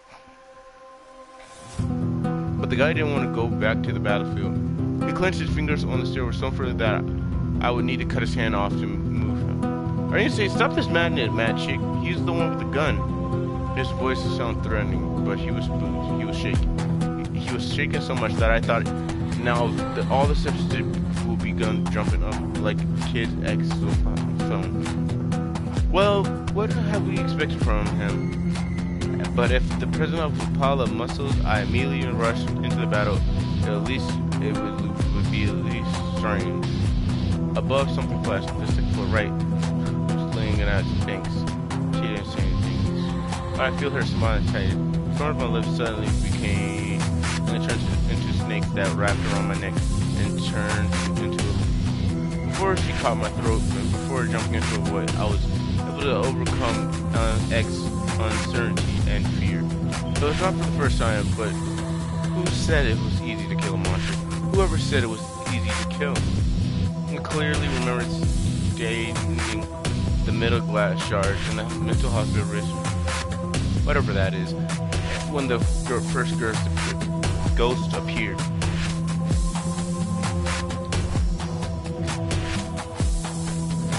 It was a girl. She looked at me with faded eyes and called me her world, but I didn't go.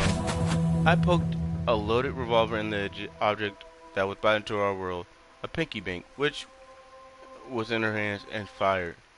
It was easy, only a moment, but it seemed delightful. It seemed that I drowned in the abyss of her dead eyes. I had fallen into her brain and got lost in a labyrinth of confusion. I thought these wizards in my head. The instincts to... Jesus Christ, there's not been a choice yet.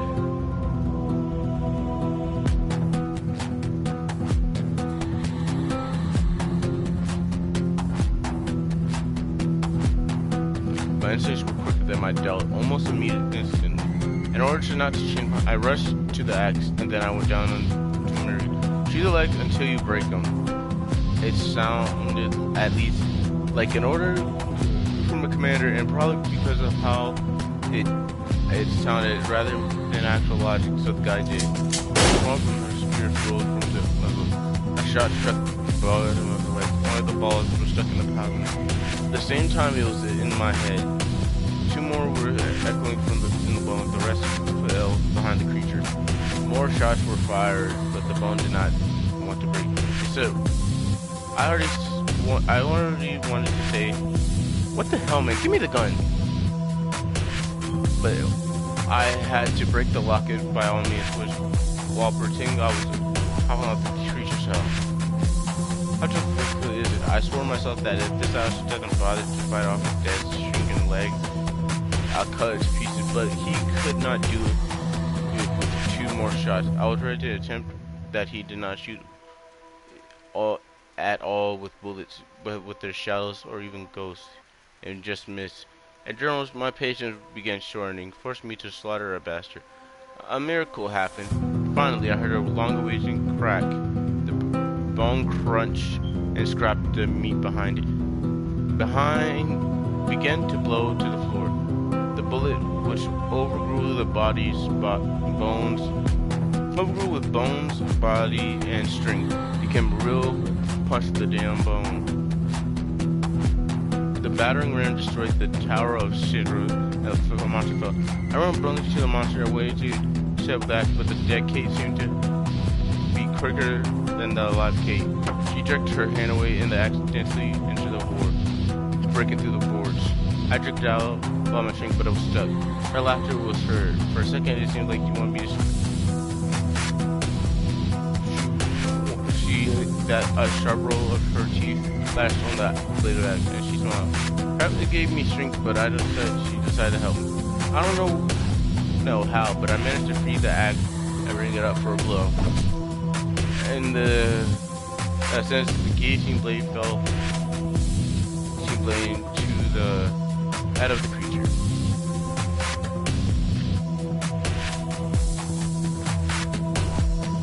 As a sentence, the guillotine blade fell to the head of the creature. Heavy metal cut the cervical section, but if I did not cut the metallic with my next step, this much could be reborn and come with renewed energy strength. And we don't need this shit. Thank you, Ashley. Thank you for speaking the truth. But to hide the exact direction of my blow, I began beating the creature more, pretending that I was hysterical and that it was What was happening was driving me crazy. Inch by inch, the skin of the dead began to appear, and soon I saw Ash, Kate. Her body was still separate from her tusk, but the wounds were healed. It was a cry. It was the ghost girl, but I did not pay attention. Blood poured over my face. My finger tightly squeezed the axe. This trick of her I saw for the first time. She does not cease to amaze me. I felt the cold energy begin to fill me, as if my body was under the ice. It felt like she's coming home from work. She unlocked the door and changed into her home clothes. Although I do not know if there's a work in the world of the dead that suits her age. My hands began to tingle. My eyes shed tears. The tooth which I tightly gripped my butt cut my fingers. She was ready. With measuring steps, she was walked to the door, touching the walls with the cold fingers, as if touching my skin. I knew she was going, and where the dining room door opened. I knew how hungry she was. Her mouth widened, her eyes became black holes. But only for a moment. She went to the table, lifted up the lid of the tray. The room filled with unbearably rotten organs and blood. Under it lay the insides. A heart, brain, guts were wrapped with the skin flaps. Near them was a deadly plate. Neatly laid the eyes. Her thin fingers took one of the eyes very carefully, like it was the most precious treasure, and then put it on her tongue, then swallowed it. She took another organ, and it also went in her mouth. She ate the rest of the inside, wrapped them around a fork, piercing, cutting the heart and brought it into small pieces, and to make it convenient to chew.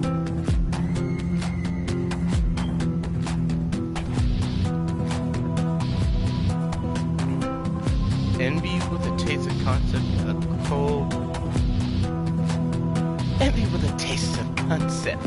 a cold-blood and steel combination.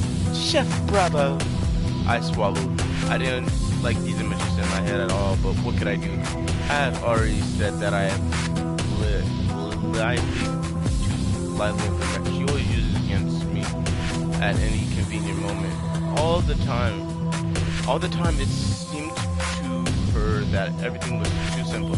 The drama scene was too little. Since we were not doing this very often, we must savor every moment, every second. Perhaps she wanted to share her happy moments with me, but in any case, this scenario in my head was almost made me sick to my stomach. Did you see it? She became a human again. Arn looked at me. He didn't lower the gun. Yes, it was too fast to comprehend. There was a moment where I thought that I already died, or this is just a very bad dream. But we don't have a choice. Good job, Ashley. Nice. We need to get out of here. Everyone rushed to the exit. What the hell? I don't like that. No bad words.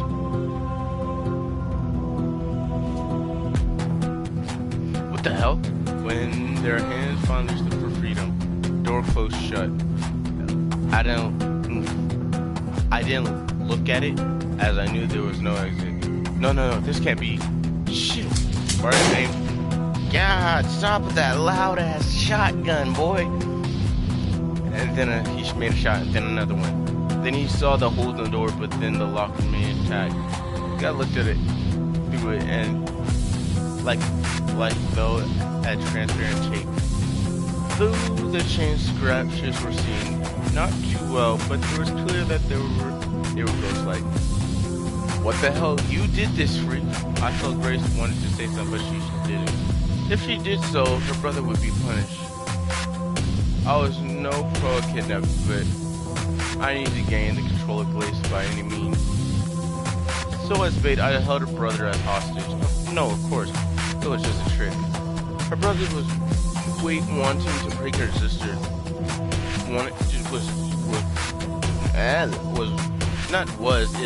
It was her brother wanting to prank her sister. That was Candy. Lloyd punched Martin in the face, and the guy fell down. This mad bull ripped the weapon from Martin's grasp It's my payback, you asshole. He pointed the shotgun at me. For a moment, I thought I had lost. But he seemed so confident in his power that he was about to make a mistake of underestimating. I don't need bullets because I don't want to kill you. I'll beat you with this damn thing until you tell me how to get out of here. Grace smirked. Even without her chips, I was... But I understood what I was doing. Then I agreed. And Lloyd had a lot of reasons not to trust me. Then, in fact, if the two controls had not exploded, which would have not been working, by the way, I would have been cut in two. He was already stepping in my direction, throwing up his gun.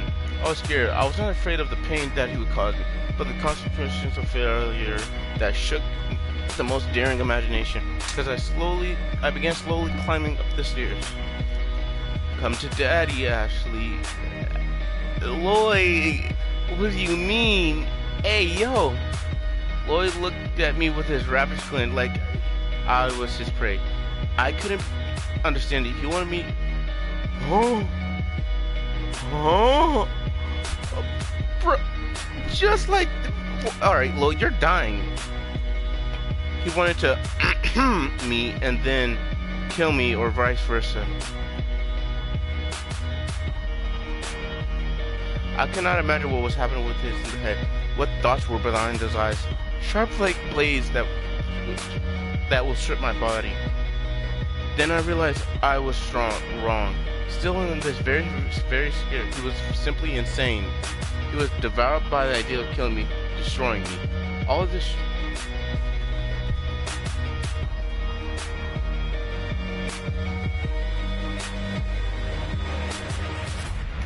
Sorry, I just did something very dumb.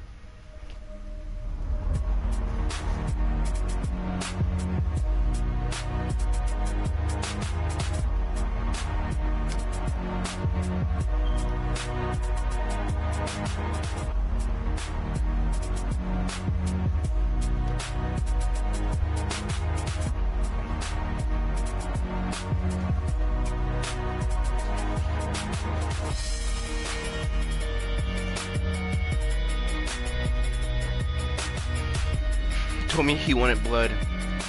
The sea was flashed in the light of the pale moon. His fingers, like claws of a bird of prey, dug into the railing.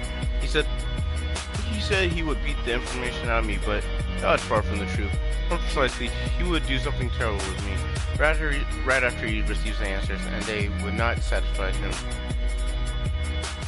Although, even if the door had opened, he would have killed me, probably. He's a notorious hunt killer. The number of his victims is 2, and I hear them. They were near, and with each second he was getting closer to me, he also took a step forward. Lloyd had completely gone mad. He quietly laughed and began sneaking up the stairs, as if to frighten me. He's the hunter, and I'm a game. But all the same, he could not stand it. He threw himself at me. He grabbed me by the hood and almost pushed me down the stairs. He wanted to hit me with his head on the stair to cut my skull. God, he wanted to see my crushed skull, to step on it, climb up the career ladder of a killer, to go even higher. He wanted to, but he hid his desires all these years. Martin is not as mad as him, although I'm sure that he has a lot of victims behind him. But Martin killed them neatly. With love, if I may say so. He counted them and remembered them forever. This psychopath, he killed once, and since then, he cannot remember the taste of blood, as if he was afraid of something. But he was not afraid anymore. Damn those eyes. He remembered the taste, and now it overflows with him. So everybody here is a murderer, I think. Besides Ashley. I think Ashley is like a Grim Reaper of sorts. Blood draining like scarlet snakes on the tongue and pouring all around his face. This guy was drowning in it. Seeing this in front of him, only a red vial of hatred, anger, and incredible thirst. When the psycho attacked for the first time, I broke free, but Lloyd hit my leg with a metal barrel and I began to limp a little. but I soon managed to climb higher. He again swung his weapon at me, hit me in the temple, almost died on the spot, but I had some strength. She gave it to me. When I touched the tooth, when I dragged my beaded body on the second floor, I dripped my fingers in the blood and drew her symbol so she would give me even more strength. I felt much better. The pain was overshadowed. I rushed into the office, saw that there was a revolver.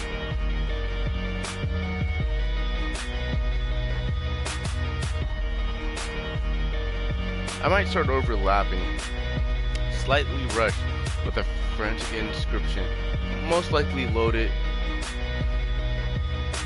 and created in a few minutes ago.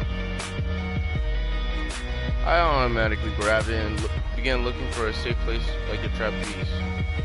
I was wondering why she was speechless. I wanted her advice to what to do next.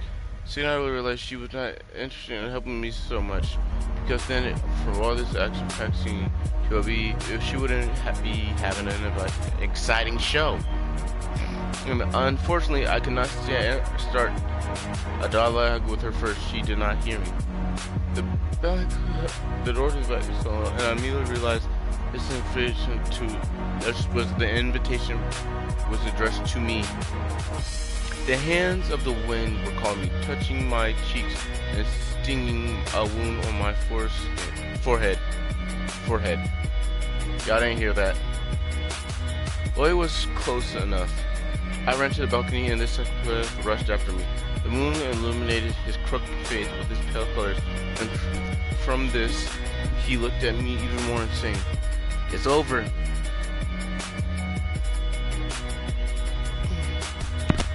I hope to God nobody clips me saying I like Lloyd, because God dang, you are a madman. I think they all are killers though.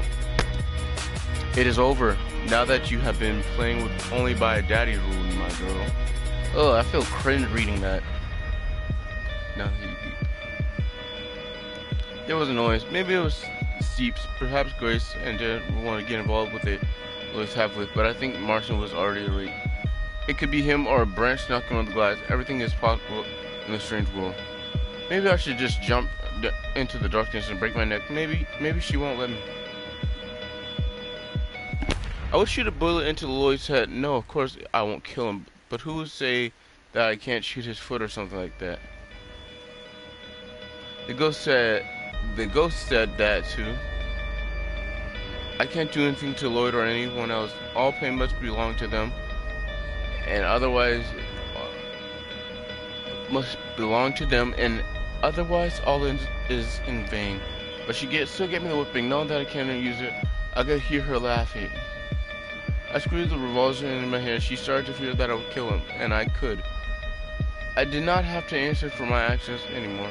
To hell with the deal. I'll kill this motherfucker and come with what may. God knows how my temple hurt and how he pissed me off. The moon looked at the like a searchlight, brightening the scene, and the show was about to begin. I already heard them. They were right close, right behind me, down there, under the balcony. I leaned over the railing, for the cold flow there below. I aimed at Lloyd. I took my hand away so the bullets did not hit him. And then pulled the trigger. Do you want to kill me, idiot? Go ahead. Shoot! He took my hand and pressed it on his chest. It squeezed my fingers on the trigger. Click, misfire. I'm immortal. My deeds are immortal. You can't do anything about it, you freaking witch. I snatched my hand and threw the revolver from the balcony so not to actually wound this motherfucker. Lloyd came up to me and put the metal barrel between my temple. Eeny, meeny, miny, mo. Catch a witch by the girl by the toe. If she cries, don't let her go. Take a knife, cut her throat. He fell silent. His hand was holding the barrel weakened, and his eyes, instead of madness, they were clearly showed fear. Someone grabbed his hand tightly. It was a dark-haired girl. She quickly climbed the balcony. A young girl followed her. Wait a minute. Y'all remember when that girl said, the Ouija board said daddy killed her by, well, I can say sex. They killed her by sex. I think he did the, to the girl, and this is the person. Because he's been calling himself daddy a lot. She climbed onto the balcony, and a young guy followed her. Since the balcony was quite high, I had no doubt these couples were ghosts. They both had the same tattoo as Lloyd's lizard. A girl's hair was thrown back in the wind. Her white neck gleamed with the reflection of the pale wood of flesh. Nadalin, Tom. Boy got Tom. What Gary's supposed to do now? He didn't say a word. Perhaps he had something to say to him.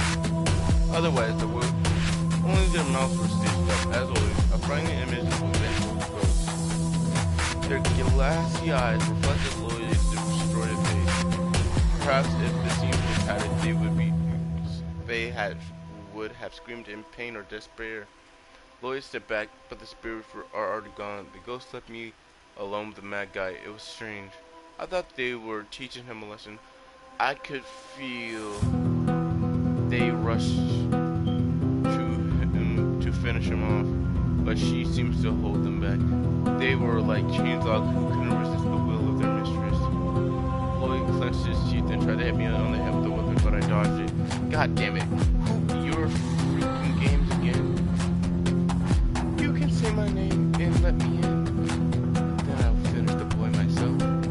I bet so Lloyd couldn't throw me across the crumbs of paint on my hood. Now you will have to treat them to only use the book. The guy grabbed me by the throat and slowly began to lift. I'm very light, so it's easy to throw me off the balcony.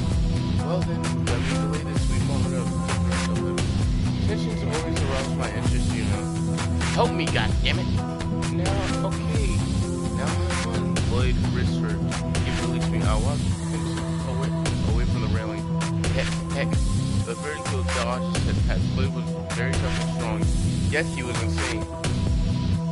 Everyone knows that a person who is office rough is much stronger than he grabbed me and threw me on the ground. I thought that I couldn't get up, but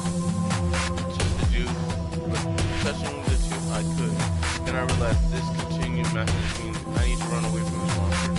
Moonlight passed into the railing of this balcony. Behind there was a window.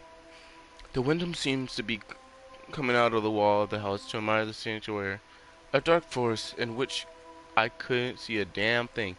A moon that strolled along the branches of the crowd of these trees with pale legs. I pushed Lloyd away and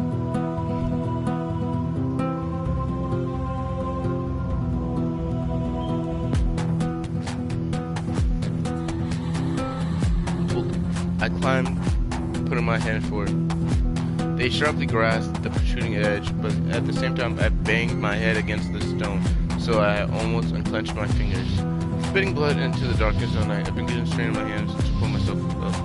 All of my muscles ached, but somehow I did it.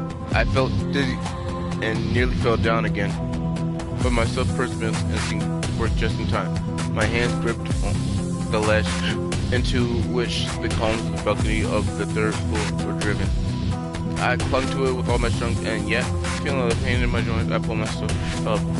As soon as I climbed the balcony, I immediately fell to the cold stone floor. There was a knock. I jumped, leaned over the railing. I saw Lloyd, who was hanging, holding onto the ledge. I stepped back stairs. I saw her while I was climbing here. I ran up to her and desperately, despite the fact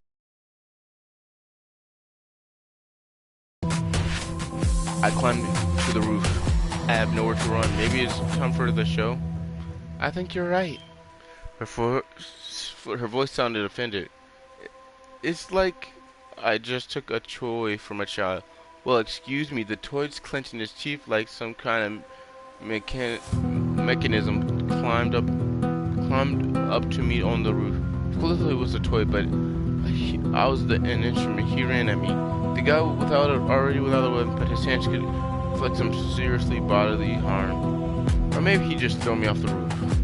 Suddenly there was a strange shout. Before me appeared the dark wall of fluttering wings. Their arrows struck Floyd, but they did not touch him. All pain must belong to the guy already near the edge of the roof. I almost screamed with fright when he fell, but then there were ghosts. It seemed that I heard the names whispered, Natalie Thompson. When they caught Floyd and dragged him to the roof, the ghost disappeared and nothing protected me, which means this is the end. They dragged him into the moon spot to make the execution. I was very curious to know what they would do to him. You need to return to the house now. Her voice was tense. You might even say frightening.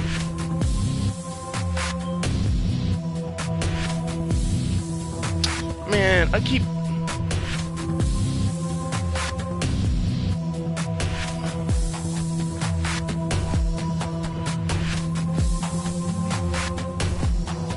I didn't know. I decided that everything else could wait. I wanted to see the actor of this best. I need to see it. I know that she is very, very hungry and wants to eat them all as soon as, but damn it, I need to know how this will suffer. You're making a mistake. Grace is in danger. Hurry.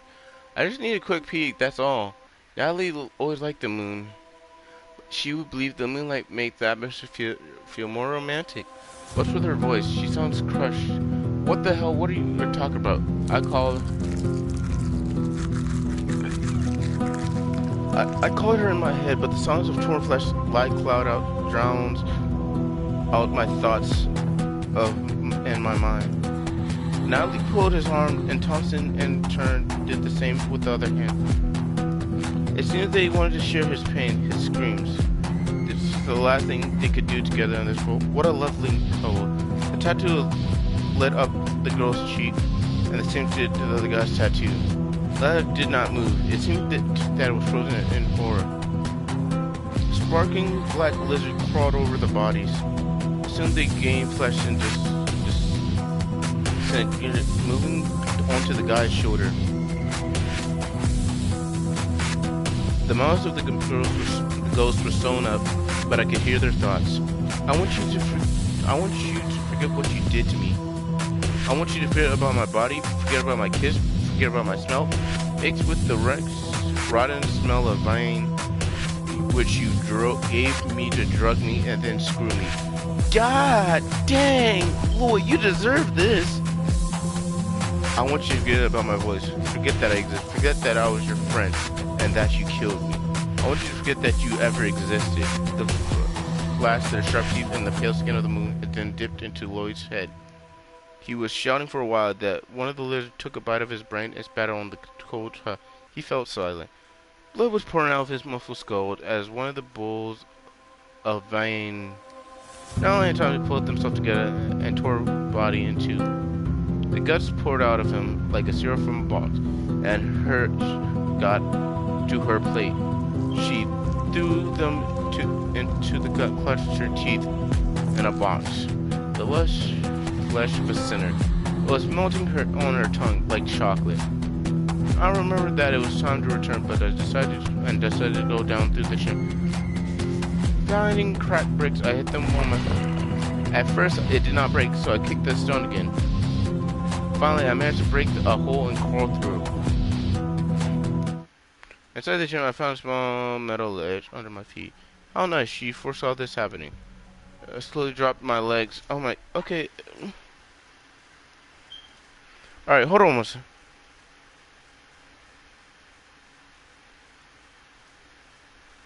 Alright, I need to do a lot more. I'd descend lower and lower along this sacrifice of the wall. I must save this here.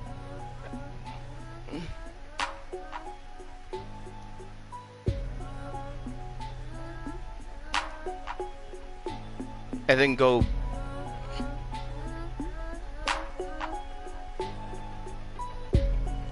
But I'm going to go back. And then I'll play through this one. I pushed Lloyd. Alright, I gotta just skip through this a little bit.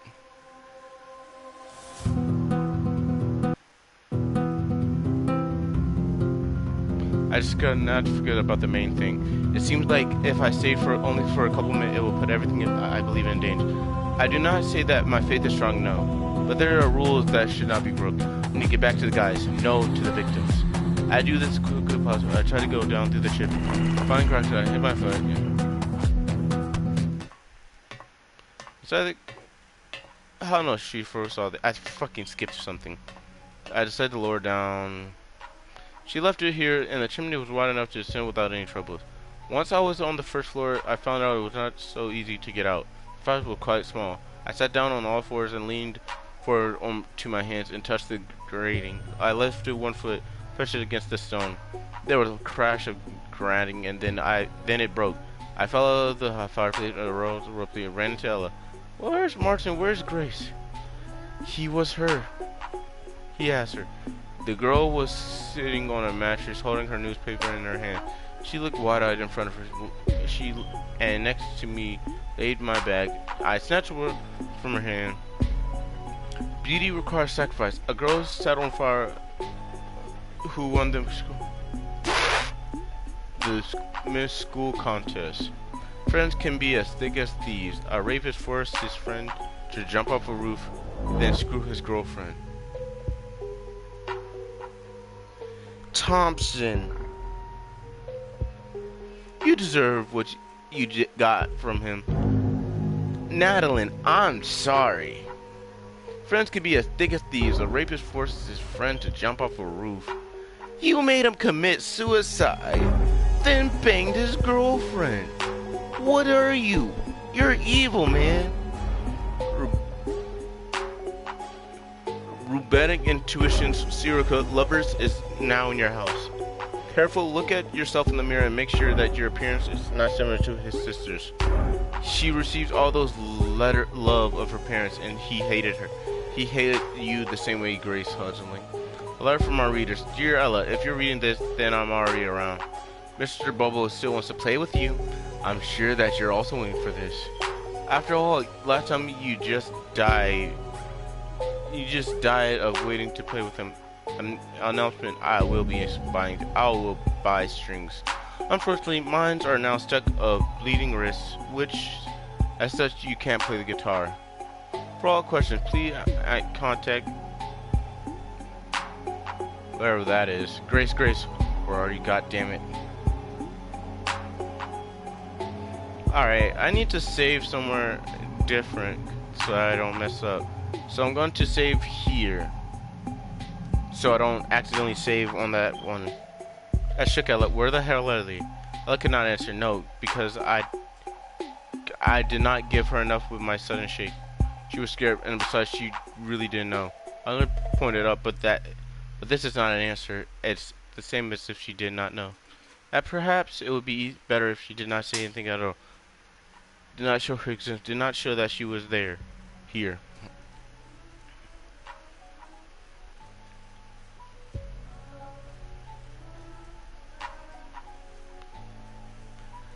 I was really pissed off. I hit her in the face because, God, now I became another Ashley, the killer girl. Ashley the murderer, not the one that someone goes and hides behind her. Now I have to become the devil herself. It was clear that they are on the upper floors. Martin wanted to kill her, like all those who have already been given his bracelets. Looking up, I asked the question, "Am I ready to meet you, lover?" "Hell yeah, I'm ready." I ran up the stairs. Although it was very close to the second floor, it seemed like it took the phase of few freezes times and eclipsed my mind. The cold hands of the dead girl seeped through the steps as I descended. They grabbed me, wanted me to just listen to their stories. Each one of them wanted to yell at me, to pour on me their blood, which seemed to seep into my mind, swallowed by madness. They wanted to rip my ears and whisper their stories inside them, spit worms and throw their insides in my face.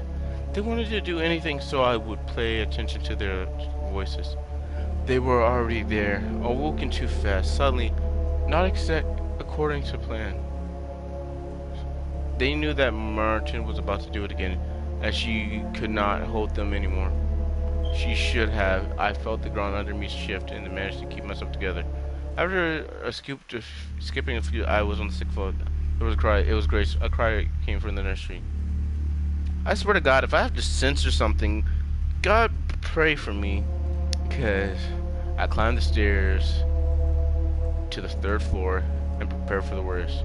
The girl was lying on the bed. Her hands and feet were tied, and a familiar bracelet gleamed on her thin wrist. Martin was holding a knife of butter. Hearing my step, the guy turned to me, pierced with his gaze. He did not look like himself now. His eyes glinted like sapphires, as if he were going to acquire something he had always dreamed of. He licked his trembling lips. I'll do it, Ashley. You know that she's mine. You hear them. You know. Now I know. I can hear them, too. They are after you. It is now. I lied, of course, before it would be over. I still need to deal with the couples and then destroy the entire harem of Martin. The lovers was burning with desire. He was no longer a human. He became a monster. His shadow stretched out and dug his finger into Grace. No, it was just imagining, but the steps were behind me. Behind me were not. I turned around. Madness, God, I missed them. Couple was dragged.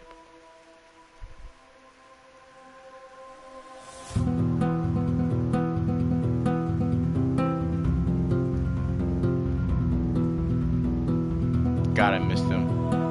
I recognized the detective. Of course, the stolen mail.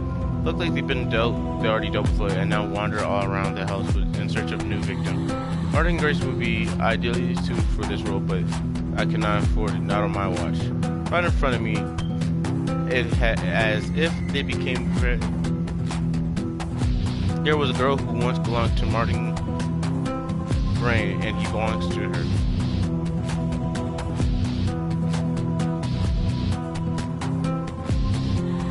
Jane Grant had a huge knife coming out for cutting meat. The scars that protrude on the skin and placed were the one between the bandages glinted scarlet. She smelled of medicine and blood. Jane was holding bandages on her head, which were twisted white snakes on the necks of the three girls. They were like dogs on a leash. The bandages were so tight she thought she should strangle them or break their necks. She will strangle them or break their necks. But of course it was a stupid idea. All the girls were already dead. Only saw the three girls approaching to the couple, but I felt the presence of at least 10 or even more. Having to explain that the commander girl more attentively, I saw that there was still bandaging stretching from her hand. 5 on each arm. They waved around in the air with white waves. I heard soft tapping. These were gold breaths locking on each other. For a moment, my mind seemed to be in a different dimension. I saw the girls in a strange dance. One of them had she grabbed a stub where a hand used to be. The other clung to a profound bone. The third touched the wall with a finger and wrote, Martin Green, do you love me?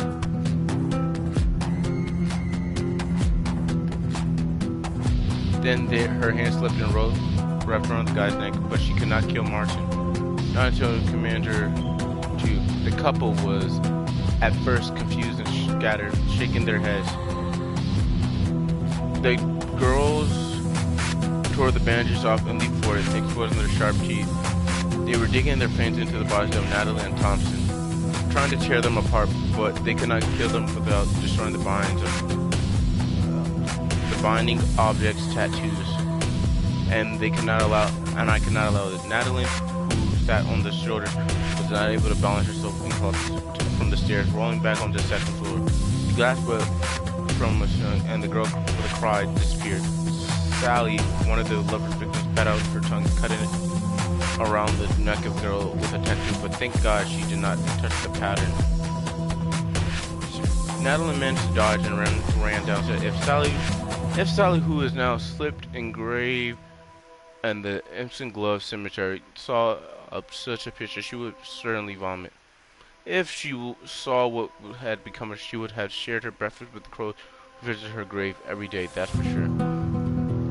Oh, God. I took one of the knives, pulling it out of Jane's bag, rushed from her, bewildering that was happening, to hit him with the tempo to neutralize the bastard.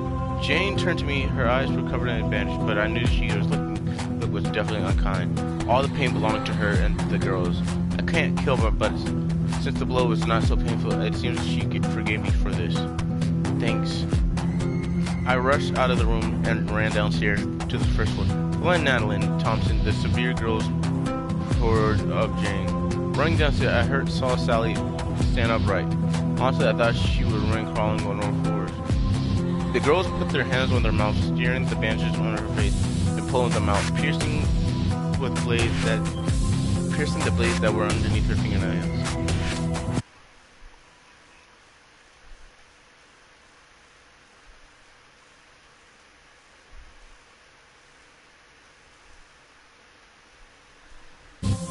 She got closer to Natalie. She wanted to slash her neck, but I got it just in time between them. Man, I'm fucking... I just in time between them blocked the attack with the knife.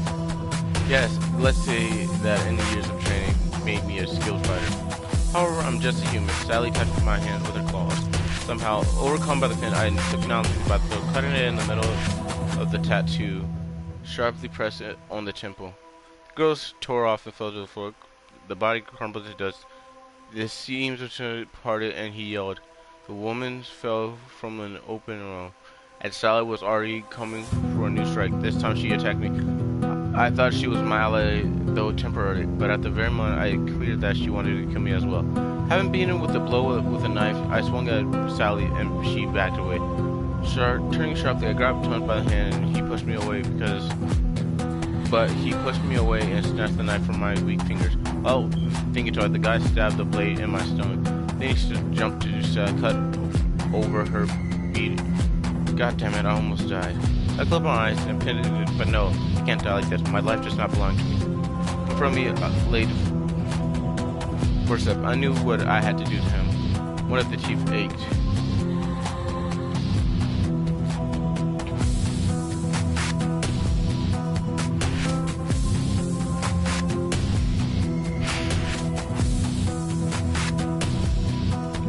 I don't want to do it. Go to hell. You lost too much blood.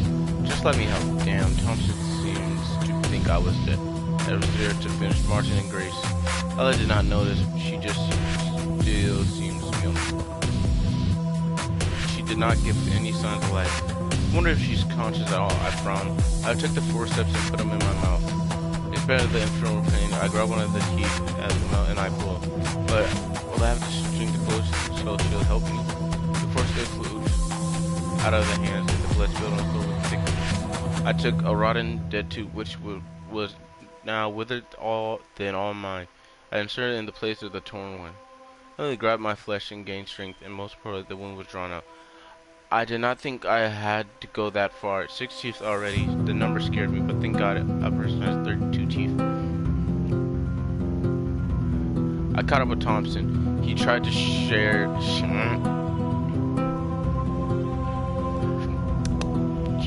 shred Jane, waving a knife near the doorway of the child's room.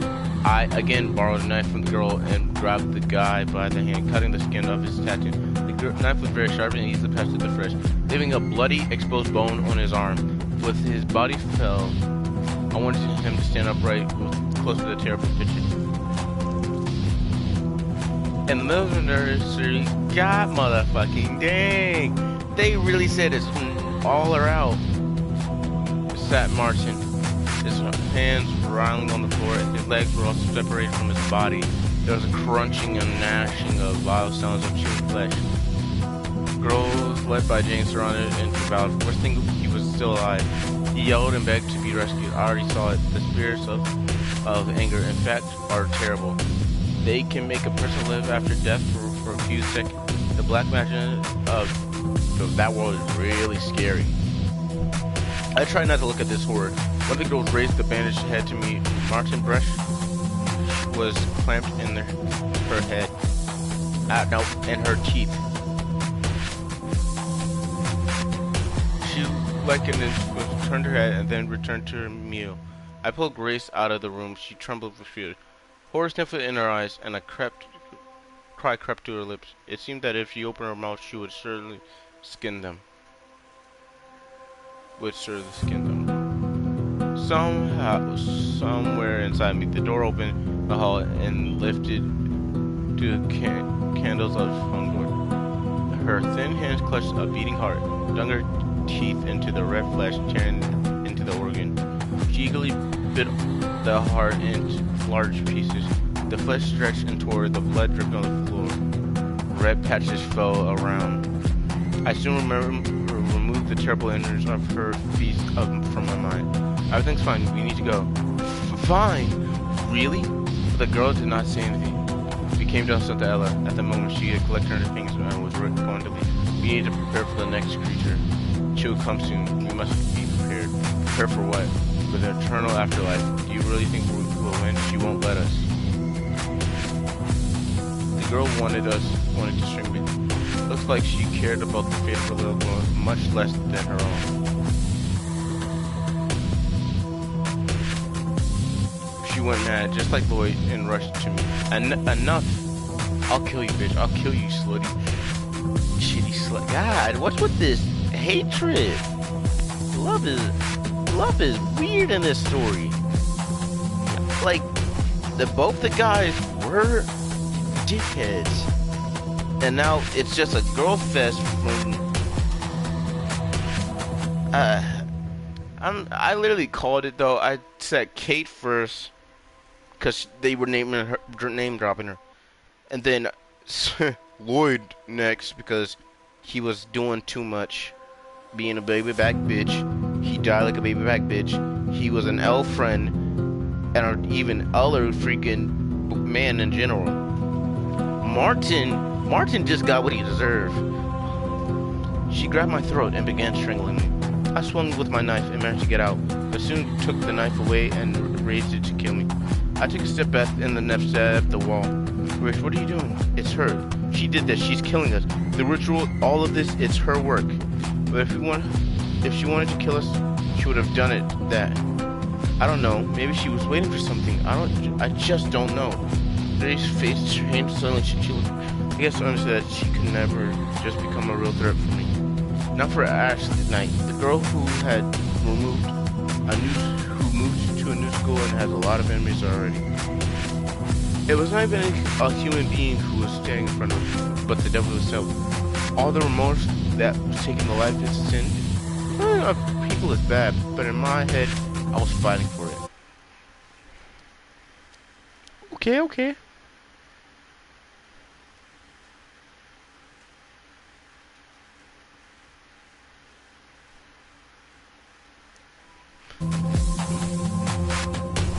I was fighting it. I cut the memories with a huge knife, tore them, or even tore them apart, but never got rid of them. I knew what I was doing was wrong, but knew that I was a monster as bad as Pennywise, the dancing clown from Stephen King. It. Boy, if you name dropping names, let me know. I don't want to talk about it. I knew myself as much, and I did not accept it, but I had no choice. Anyways, Grace saw genuine evil in front of her. She saw the girl who was laughing at her prey. The girl who got slapped from stabbing flesh and tearing it apart. I lie if I say that killing wasn't fun, but it was a way to make it less scary, terrifying, and immoral. I'm just playing to kill her to intimidate her, even though the guilt is all mine. Lace started moving back, swinging with the knife. Don't you dare come near me, asshole. Don't you dare. Her eyes were full of fear, not madness. Her will wasn't broken. She didn't have enough strength to beat me, but she couldn't give up so easily. The girl turned around and ran upstairs. I didn't follow her. No need for her. More so, Jane with her army coming to me and Ella. A little goth girl noted my axe in the floor and pulled it out. She nodded understand.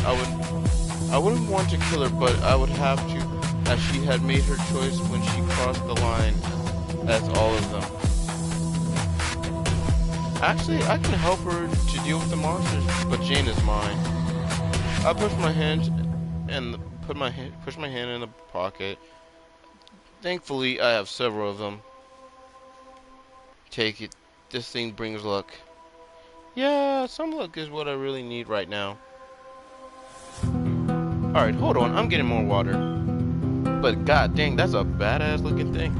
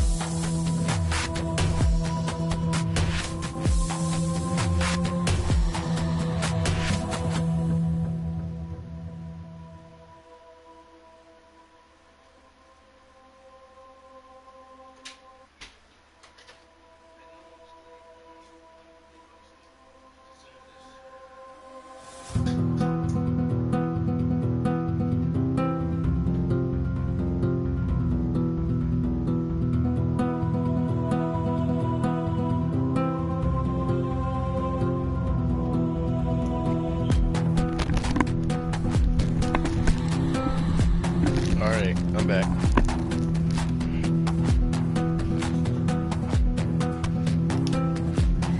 I was watching it.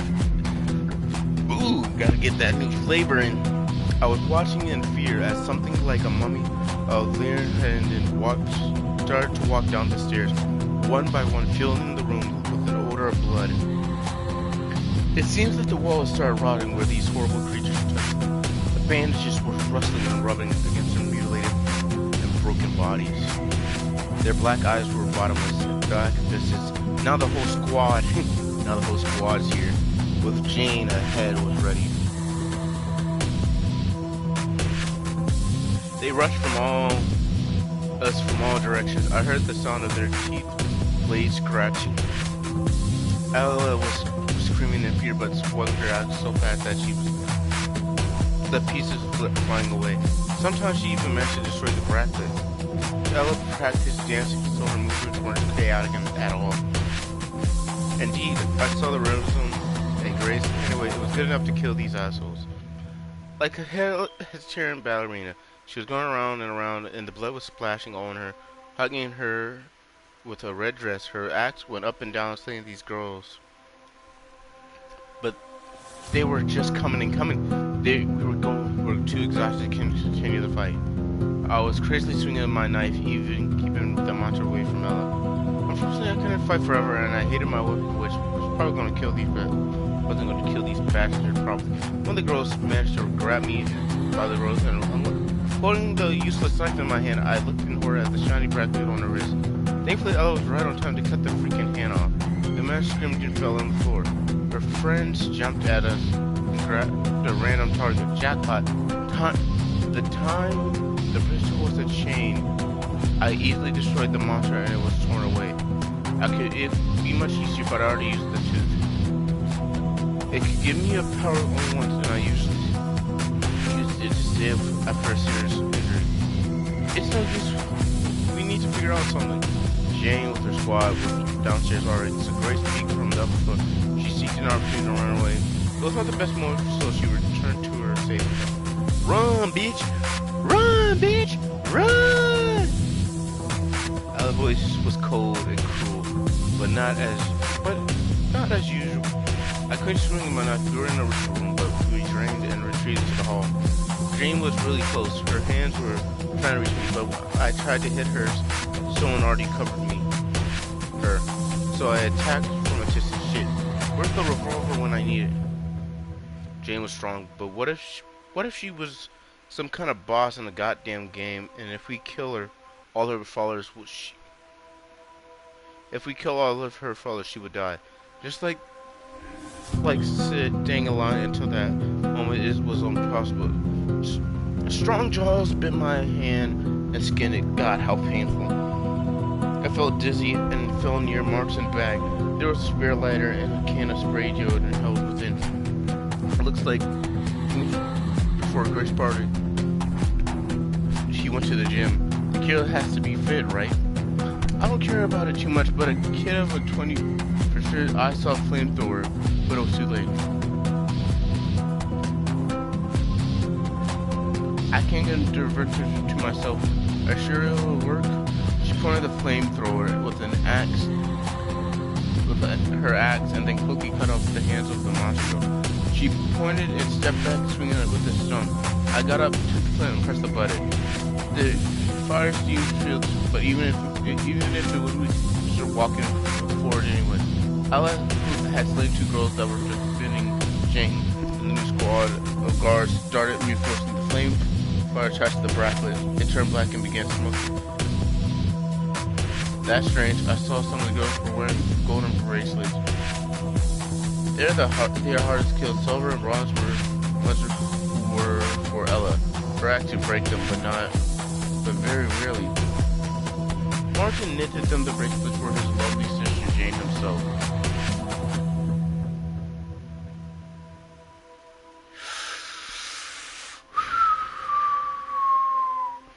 This man killed his sister?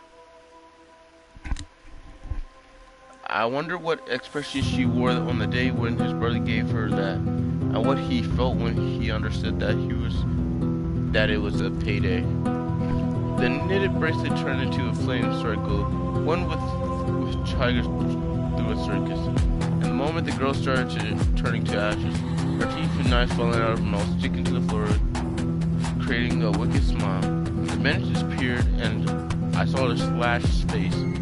Blood was flowing from her eye holes, and then the girl fell to her knees, hiding her face in her hands. But her hands began rotting and immediately fell off. Her face was so ugly that I turned away. Her jaw flopped to the floor and her body turned to ash. Wait, whoa. Keep skipping some. Looks like we did it.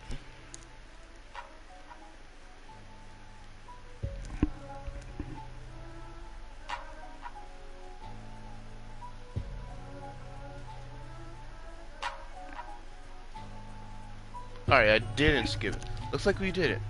She smiled at me. I don't know what you're up to, and I promise to help you in exchange for my life. I can't promise it for sure, but you can take a risk. I'll do whatever you ask. I can torture, I can kill. She hurts you so much. I understand what you feel, Ashley. Grace must suffer after what she's done to you at school. After all the bullying and jokes. You understand me? You an asshole that trades your friend for a pathetic soul. You understand? My eyes flight with coldness. Come with me. But it would be helpful. But this would be helpful. I was on my side. Anyway, I decided to keep my distance from her. Who knows? Maybe she would want to cut my head off.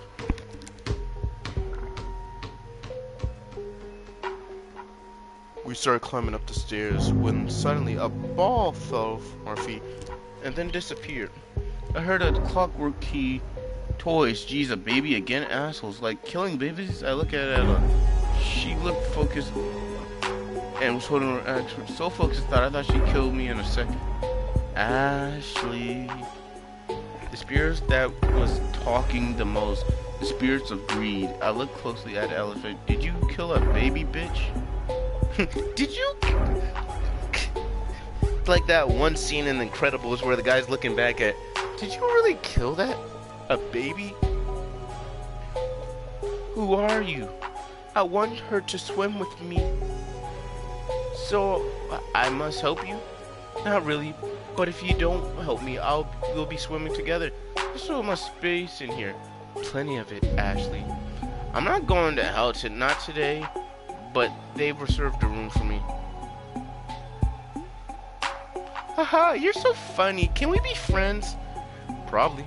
Can you share things, Ashley? I can. She couldn't ever. Of course, you mean Ella? No response. Seems like she doesn't like talking too much. Nah. I saw Grace. She was holding a knife in her hands. The girl ran straight towards me, but she noticed I was with an accent, then she realized who was a real prey. Grace ominously flashed her eye at us, and then rushed to the bathroom, locking the door behind her. I couldn't let Ella kill her, so I grabbed Ella's hand, but I didn't have a chance. She came to the bathroom door, prepared her axe. The little goth hit the door, and the axe was broken to pieces. What the hell? That wasn't the deal. I guiltily looked at her. Of course, there was no guilt. I wanted to run away, but I won't let her. The mist surrounded her. She could not run away anywhere but to the bathroom where Grace was hiding. I heard the water mending and quiet swimming of a girl in the bathroom. Ella started feverishly knocking on the door. I don't want to die because of you, Grace. You son of a bitch, get out of here. I will kill you. I will kill you, asshole. The girls began. It's gonna become save someone soon.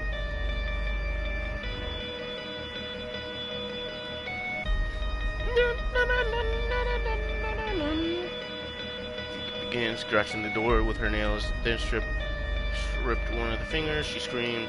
The blood pool. Ella looked under the floor in fear, and her mind went mad. It seemed like someone had. The girl scratched when she ripped one off her finger. She screamed.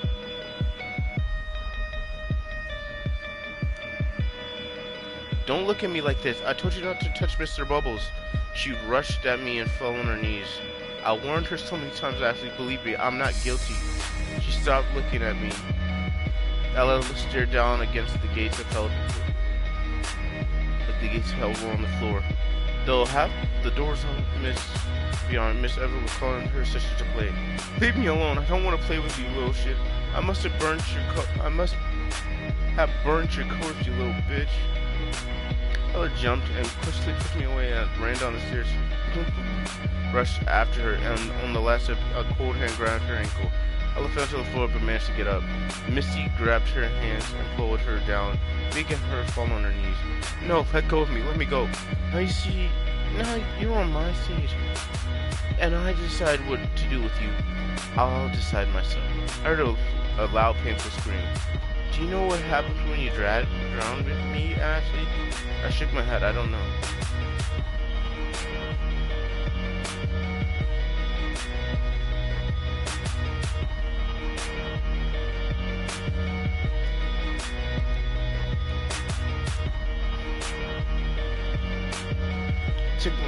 She didn't leave me anything except Mr. Bubble. I drowned him in my hand. Oh gosh. I'm sorry. She deserves it, right? She deserves to feel pain. Decide yourself. It's just you decide. Misty pulls Ella's hand, and the girl fell on her head. She began sinking in her own blood, and I heard sobbing. Ella stopped breathing. Now I'm alone again, but you'll play with me, right?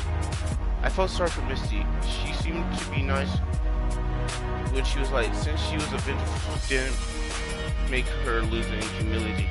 Of course, really? Yes. Obviously, I was lying. Let me hug you. Pretty happily ran to me and hugged me tightly. I felt her shriek. I guess first the girl was gonna break all my bones to take me with her. She led me to the lawn with lots of toys where the sun shined brightly. When Mr. blocked the sunlight, the lawn became dark. The snow came and flaked. The feeling of Mr. Bubble. I'm sorry, really. She looked exactly like her. Before her sister became the monster, she was as nice as Missy. But now she was a devil to a witch. I sold my soul. I didn't come to the bathroom, but fake death lying on the floor. It wasn't hard to do since the blood was hurtful. Is anyone alive? Nobody answered her. The bathroom door slowly opened, and I heard Grace's footsteps. She stopped. She was looking at me, and I was like, "Got that bitch? Got that bitch?" She rushed to the door. It wasn't sealed, so Grace came to it. I got up and ran to Grace. The girl jumped back in fear. I don't want that little shit. I didn't kill her. She did it herself. I just asked her to create a group. I didn't want us to be friends.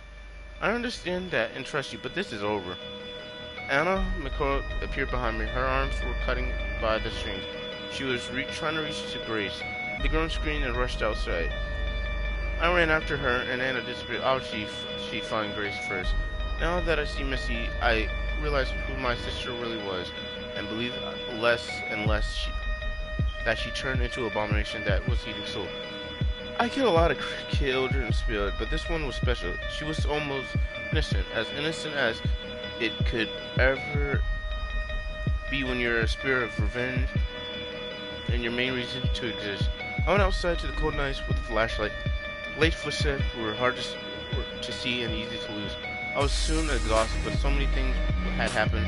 I hadn't even had a proper meal. Not like my sister who had already eaten lots of stuff, speak of the devil. But no, she didn't say anything. She kept silent. It seemed like she didn't like talking after food. When I dropped to my breath, my flashlight caught the sight of something, a bag that was hanging on a tree. I swear that... Whew. That's an option.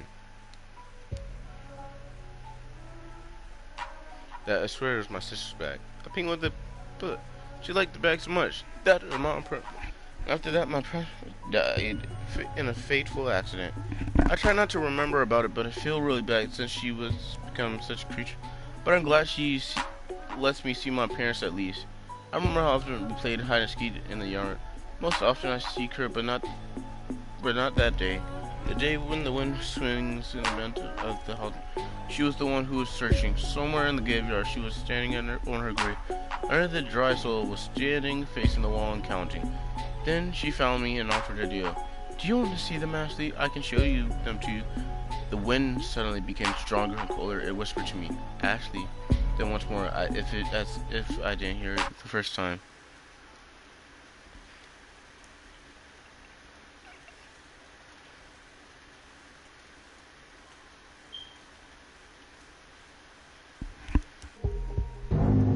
Ashley, but not hers. It was meant to be. It's a ghost. Anna, what do you need? Have you already slaughtered your glaze? No, Ashley, it's me. My name used to be Lizzie. It's impossible, but now I had a different voice. It's rough and hoarse. She is different. Is that you, bitch? Are you fucking kidding me? Jeez, what kind of words are these, sis? You need to wash your mouth. I knew her voice. That was Lizzie without a doubt. My little Lizzie. Okay, I don't know why I dropped my voice there. Your voice has changed. Yeah, I'm a real man now. It never changed. The faceless took my voice and my name, and now I do not have a name, Ashley. She took everything. I couldn't say a word. I wanted to scream in pain, to blame everyone in the shitty world. All of those murders I had done were for nothing. And if my parents were free, were they just delusions? I never thought she was not my sister. I just wanted to see my mom and dad. Too much, and this bitch used to manipulate me. All for nothing. I was a murderer. I wanted to commit suicide. I can't say that word. I meant to say to commit unalivement. To pick up this heavy rock and smash my head into pieces. Wait, we need to stop her. You're wrong. Nothing can compress to your substance. But finally, I found you, and we can set our mom and dad free, and the rest of them. You mean the souls of the ones who were killed by the sinners, the victims? I mean everybody. The sinners are victims too. It's been planned for the innocent people to become her food. She made them kill. The face that exists beyond this world and time. How can we destroy her? We can't kill her. But we can save everyone. I can't stay here for long. Open the bag and take the linking item. I started crying, so because he can, with wet fingers, and took a big diamond. Obviously, it wasn't real. I gave it that doom day, but I stayed home because of the fever. That's so great, sis. Now you can go with me wherever I want. Lizzie told me how to while getting to finish what we started. We have a chance to make things right. Soon I saw a stage nearby. The moon was set. Grace Miranda was sitting. Both of them holding microphones. Ladies and gentlemen, I'd love to repeat our favorite singer. Looks like Grace couldn't run or say anything. She was coughing and spitting blood. I guess she doesn't have anything to say, but don't worry, ladies and gentlemen. For a moment, I thought someone was watching them for real. I almost started right into my eyes. All of you there, it's halting voice, but unfortunately, she has a throat, so she's not ready to sing right now. Okay, that opinion. Oh yeah, get that guitar. I printed that it was bad news, but immediately became happy. No, you can't have refunds for tickets. If you can't hear the voice of Grace, I'll show it to you. I'll play the solo of this one that Grace gifted. You remember me? I know there's an achievement.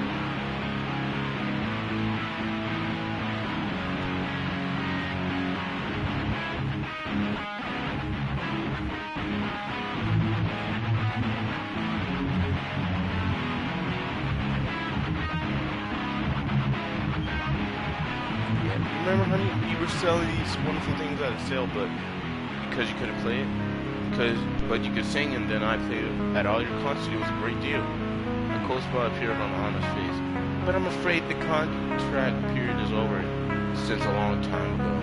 Anna tied on a loop around the neck and pulled. The strings tore her soft throat, and Anna pulled her hands into the bloody massacre. The girl was holding Grace full course and were shining through the light like a disco ball. I ran to the stage, but Anna gave me the guitar or something. It's my best friend. I took the floor and smashed the guitar against the stage. I broke it apart and the string played the front of her. From what I felt like a famous rock musician. Maybe herself would do the same after one of her concerts.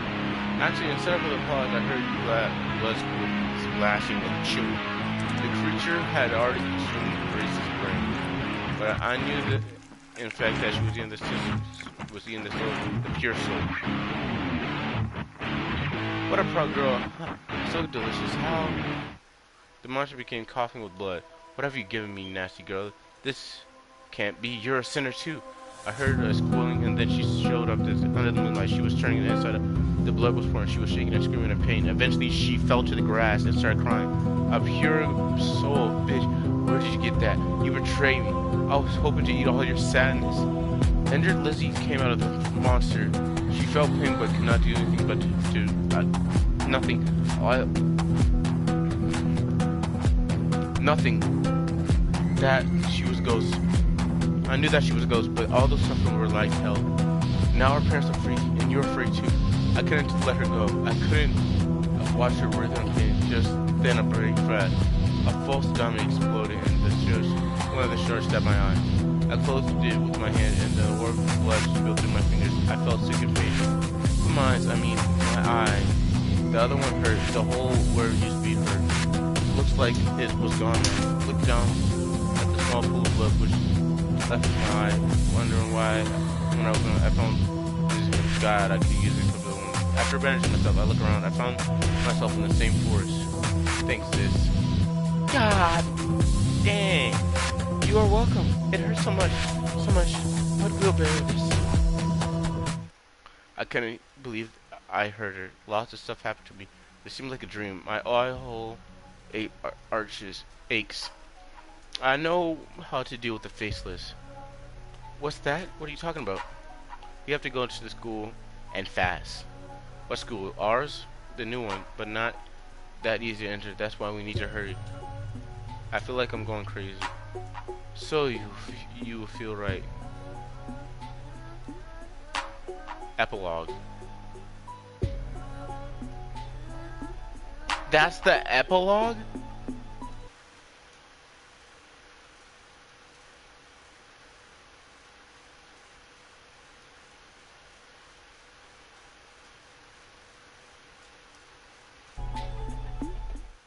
policeman came to the crime scene. The whole house was covered in blood.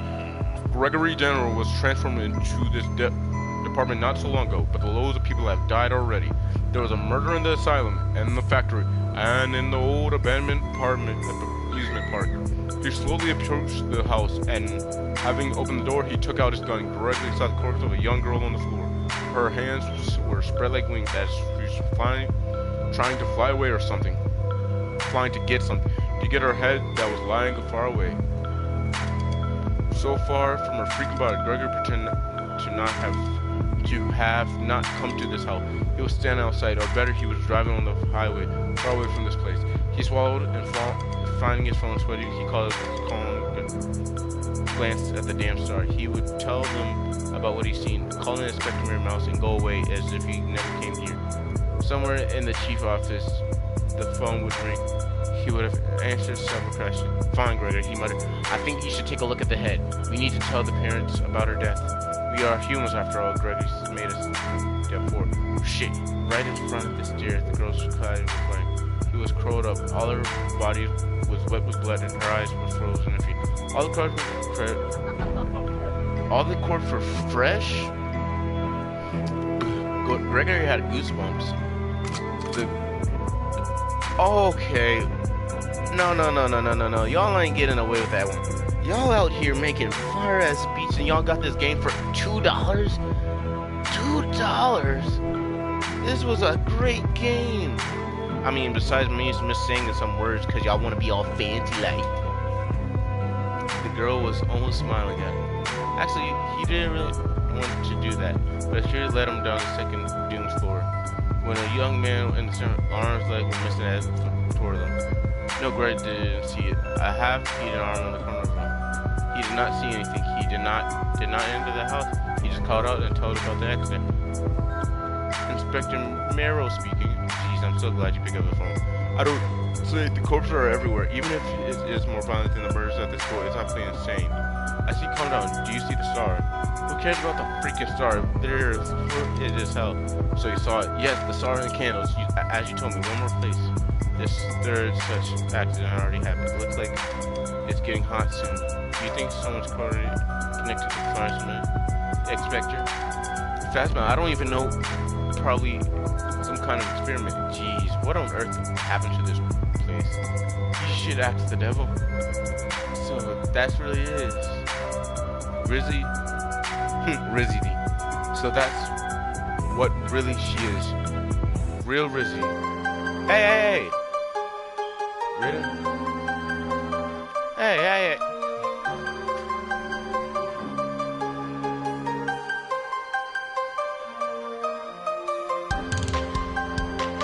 Alright. Yeah.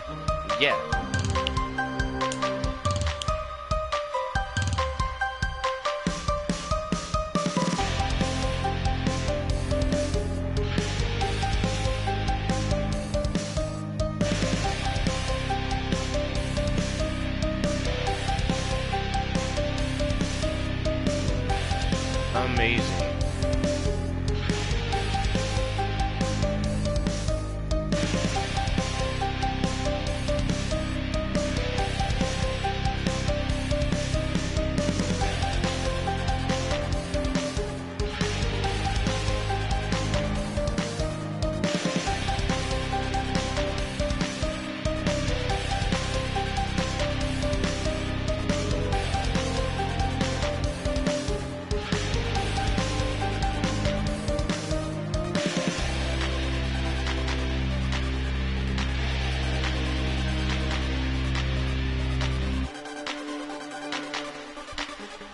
Shout out to all these people. Even though I'm not getting many views.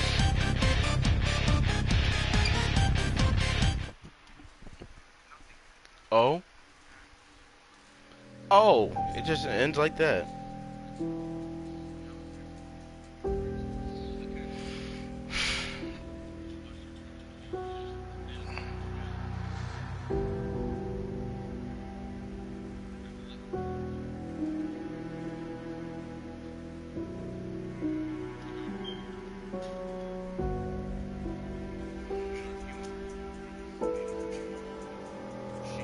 I'm gonna be cruel to her, Ella.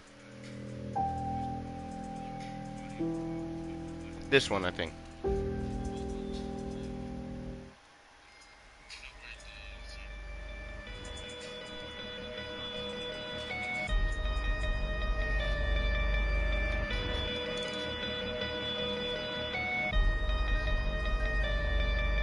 Alright, that little thing I forgot to read. Hold on, let me read that to y'all.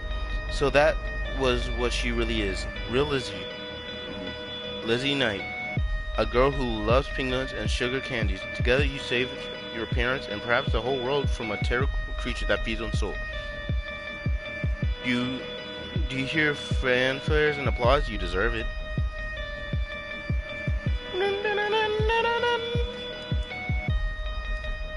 Miss Lee tore off the arms with such force that you could hear the sound of bones breaking. Both arms plopped on the bloody rivers and hands that separated, and the pain sank to the bottom. Bleeding Ella fell and choked on her own scream. What have you done to me? What have you... Ella cried for some time, but soon bled to death. She caught Ella's hands from the blood, brought them up to her lips. Dead fingers seemed to creep into her mouth themselves. They're sharp, though the bones that swallowed them whole like delicious sweets. Her sister cried.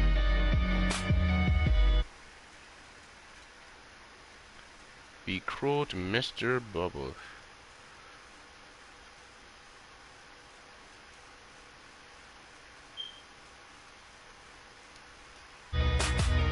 I tore it apart and the girl started crying. No, Grace damage you can open the door, search for it, but that almost broke the knife. Take it easy, Ashley. The door became transparent and I saw Grace laying on the floor. It's like her body got caught in threads. Each of her skin was cut. These were guitar strings. I recognized them at once. Her body looked as if someone wanted to play tic-tac-toe but didn't dare start the game. Shit. I saw her putting her claws on Grace with pride and a bit arrogant, but she started good enough to eat. I went down. Okay, I just skipped some stuff. I need to. Glace says start raising the scalp and taking out the brain. She clenched up with her finger like a beef stew. She, with pride, I can say, is finger licking delicious. A bit arrogant and pretentious, but good enough to eat. I quickly went downstairs to check the attic, flying near coat. Something glinted in front. It was a thread. Anna, Glace's victim was standing in front of me, but I didn't care about her death. I wanted to finish this as soon as possible. The girl caught my fingers in a noose and pulled. I lost several and screamed her finger. She ran at me again, but managed to wind the thread around my knife and pull towards her. I cut her eyes out. Then I took the guitar behind her and broke it apart with full force. The girl cried out and exploded into pieces. Blood painted on the walls red. Exhausted, satisfied? Of course, my dear sister. Of course. My mom and dad were perfect. They were calling me as I just stepped into on a ladder of life. I was climbing higher and higher. The steel creaked. The noose started tightening. Oh, no longer than 3 minutes. Otherwise, it would be the end. I know. My parents were smiling as usual. The same smile as if I was watching the same movie over and over. My sister was standing by my side. For a moment, we were like a real friend, but I saw my parents' eyes weren't smiling. I didn't pay much attention to it before it was bothering me this time. These 3 minutes of death seemed like a week to me. I could stand with him for eternity and feel myself alive. But the wonderful dream would come to an end. In several seconds, I found myself in a nightmare reality. The door closed before I was left alone in a trap. Do you want to perform the ritual again?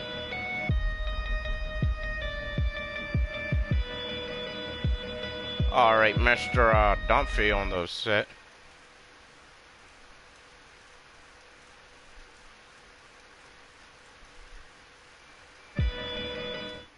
Please came to shrine the hope of Gregory Dumfrey. There was my... You already heard this stuff, guys. So far, you saw the phone with Swift as he called the police.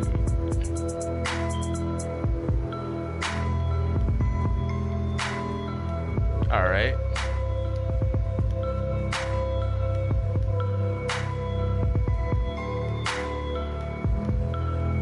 He did not see anything. He didn't. He called to tell them about the accident.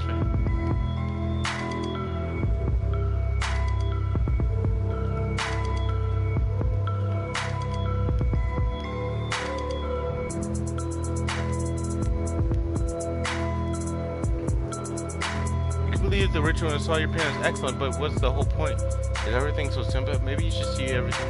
Another ending. See you later. Alright. There's one more trophy I need to get. Dead Man, which is all the ending.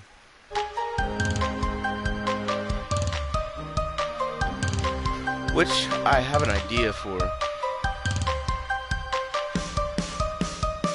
I'm gonna play with my friends on Overwatch, and then I'm going to sleep. I've recorded for 3 hours, guys. From 12, 11, I've been playing this game. And I gotta wake up early.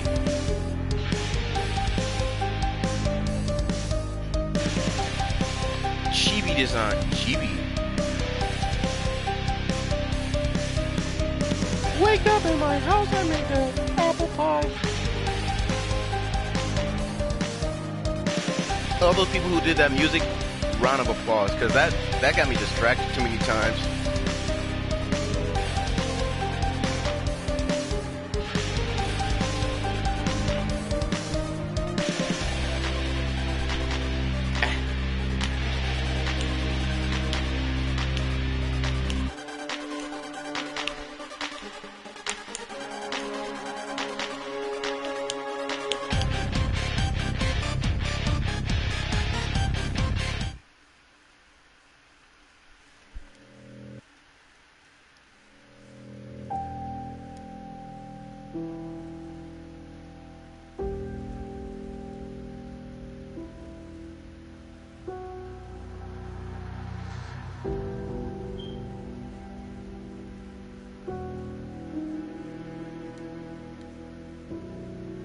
There's one.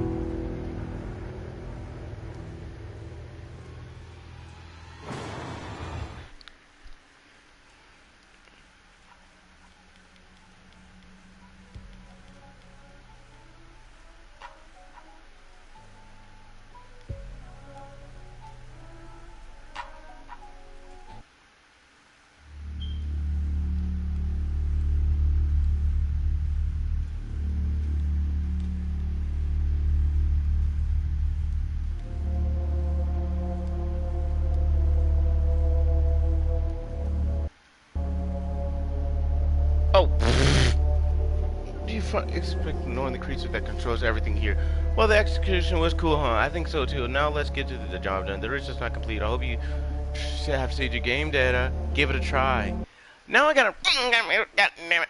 Now I gotta do it all over again. Alright, I'll skip. I gotta do it again, so I gotta skip.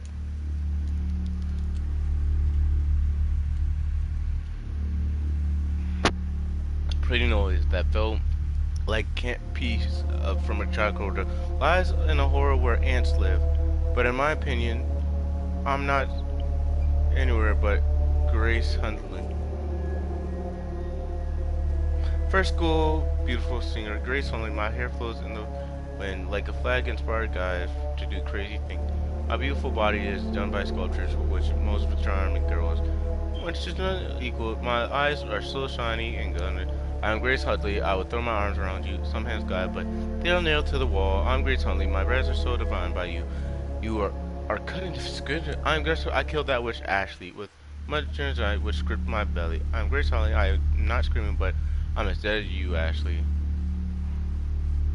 Why, and what do you expect ignoring the creature that controls everything here, idiot?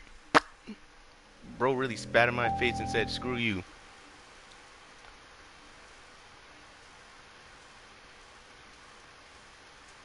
Well, that's the end of this stream. And that's the end of this game. See?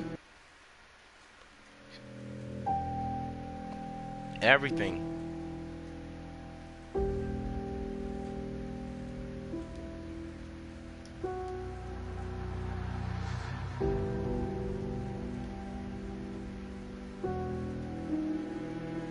My favorite ending is the true ending and the ending where she gets stabbed in the eye, because it just left to the imagination. But I feel like this game needs a sequel. It might have a sequel. I need to check. But that's the end. Hopefully you enjoyed this video. If you do, like and subscribe. I'll see y'all in the next video. Goodbye.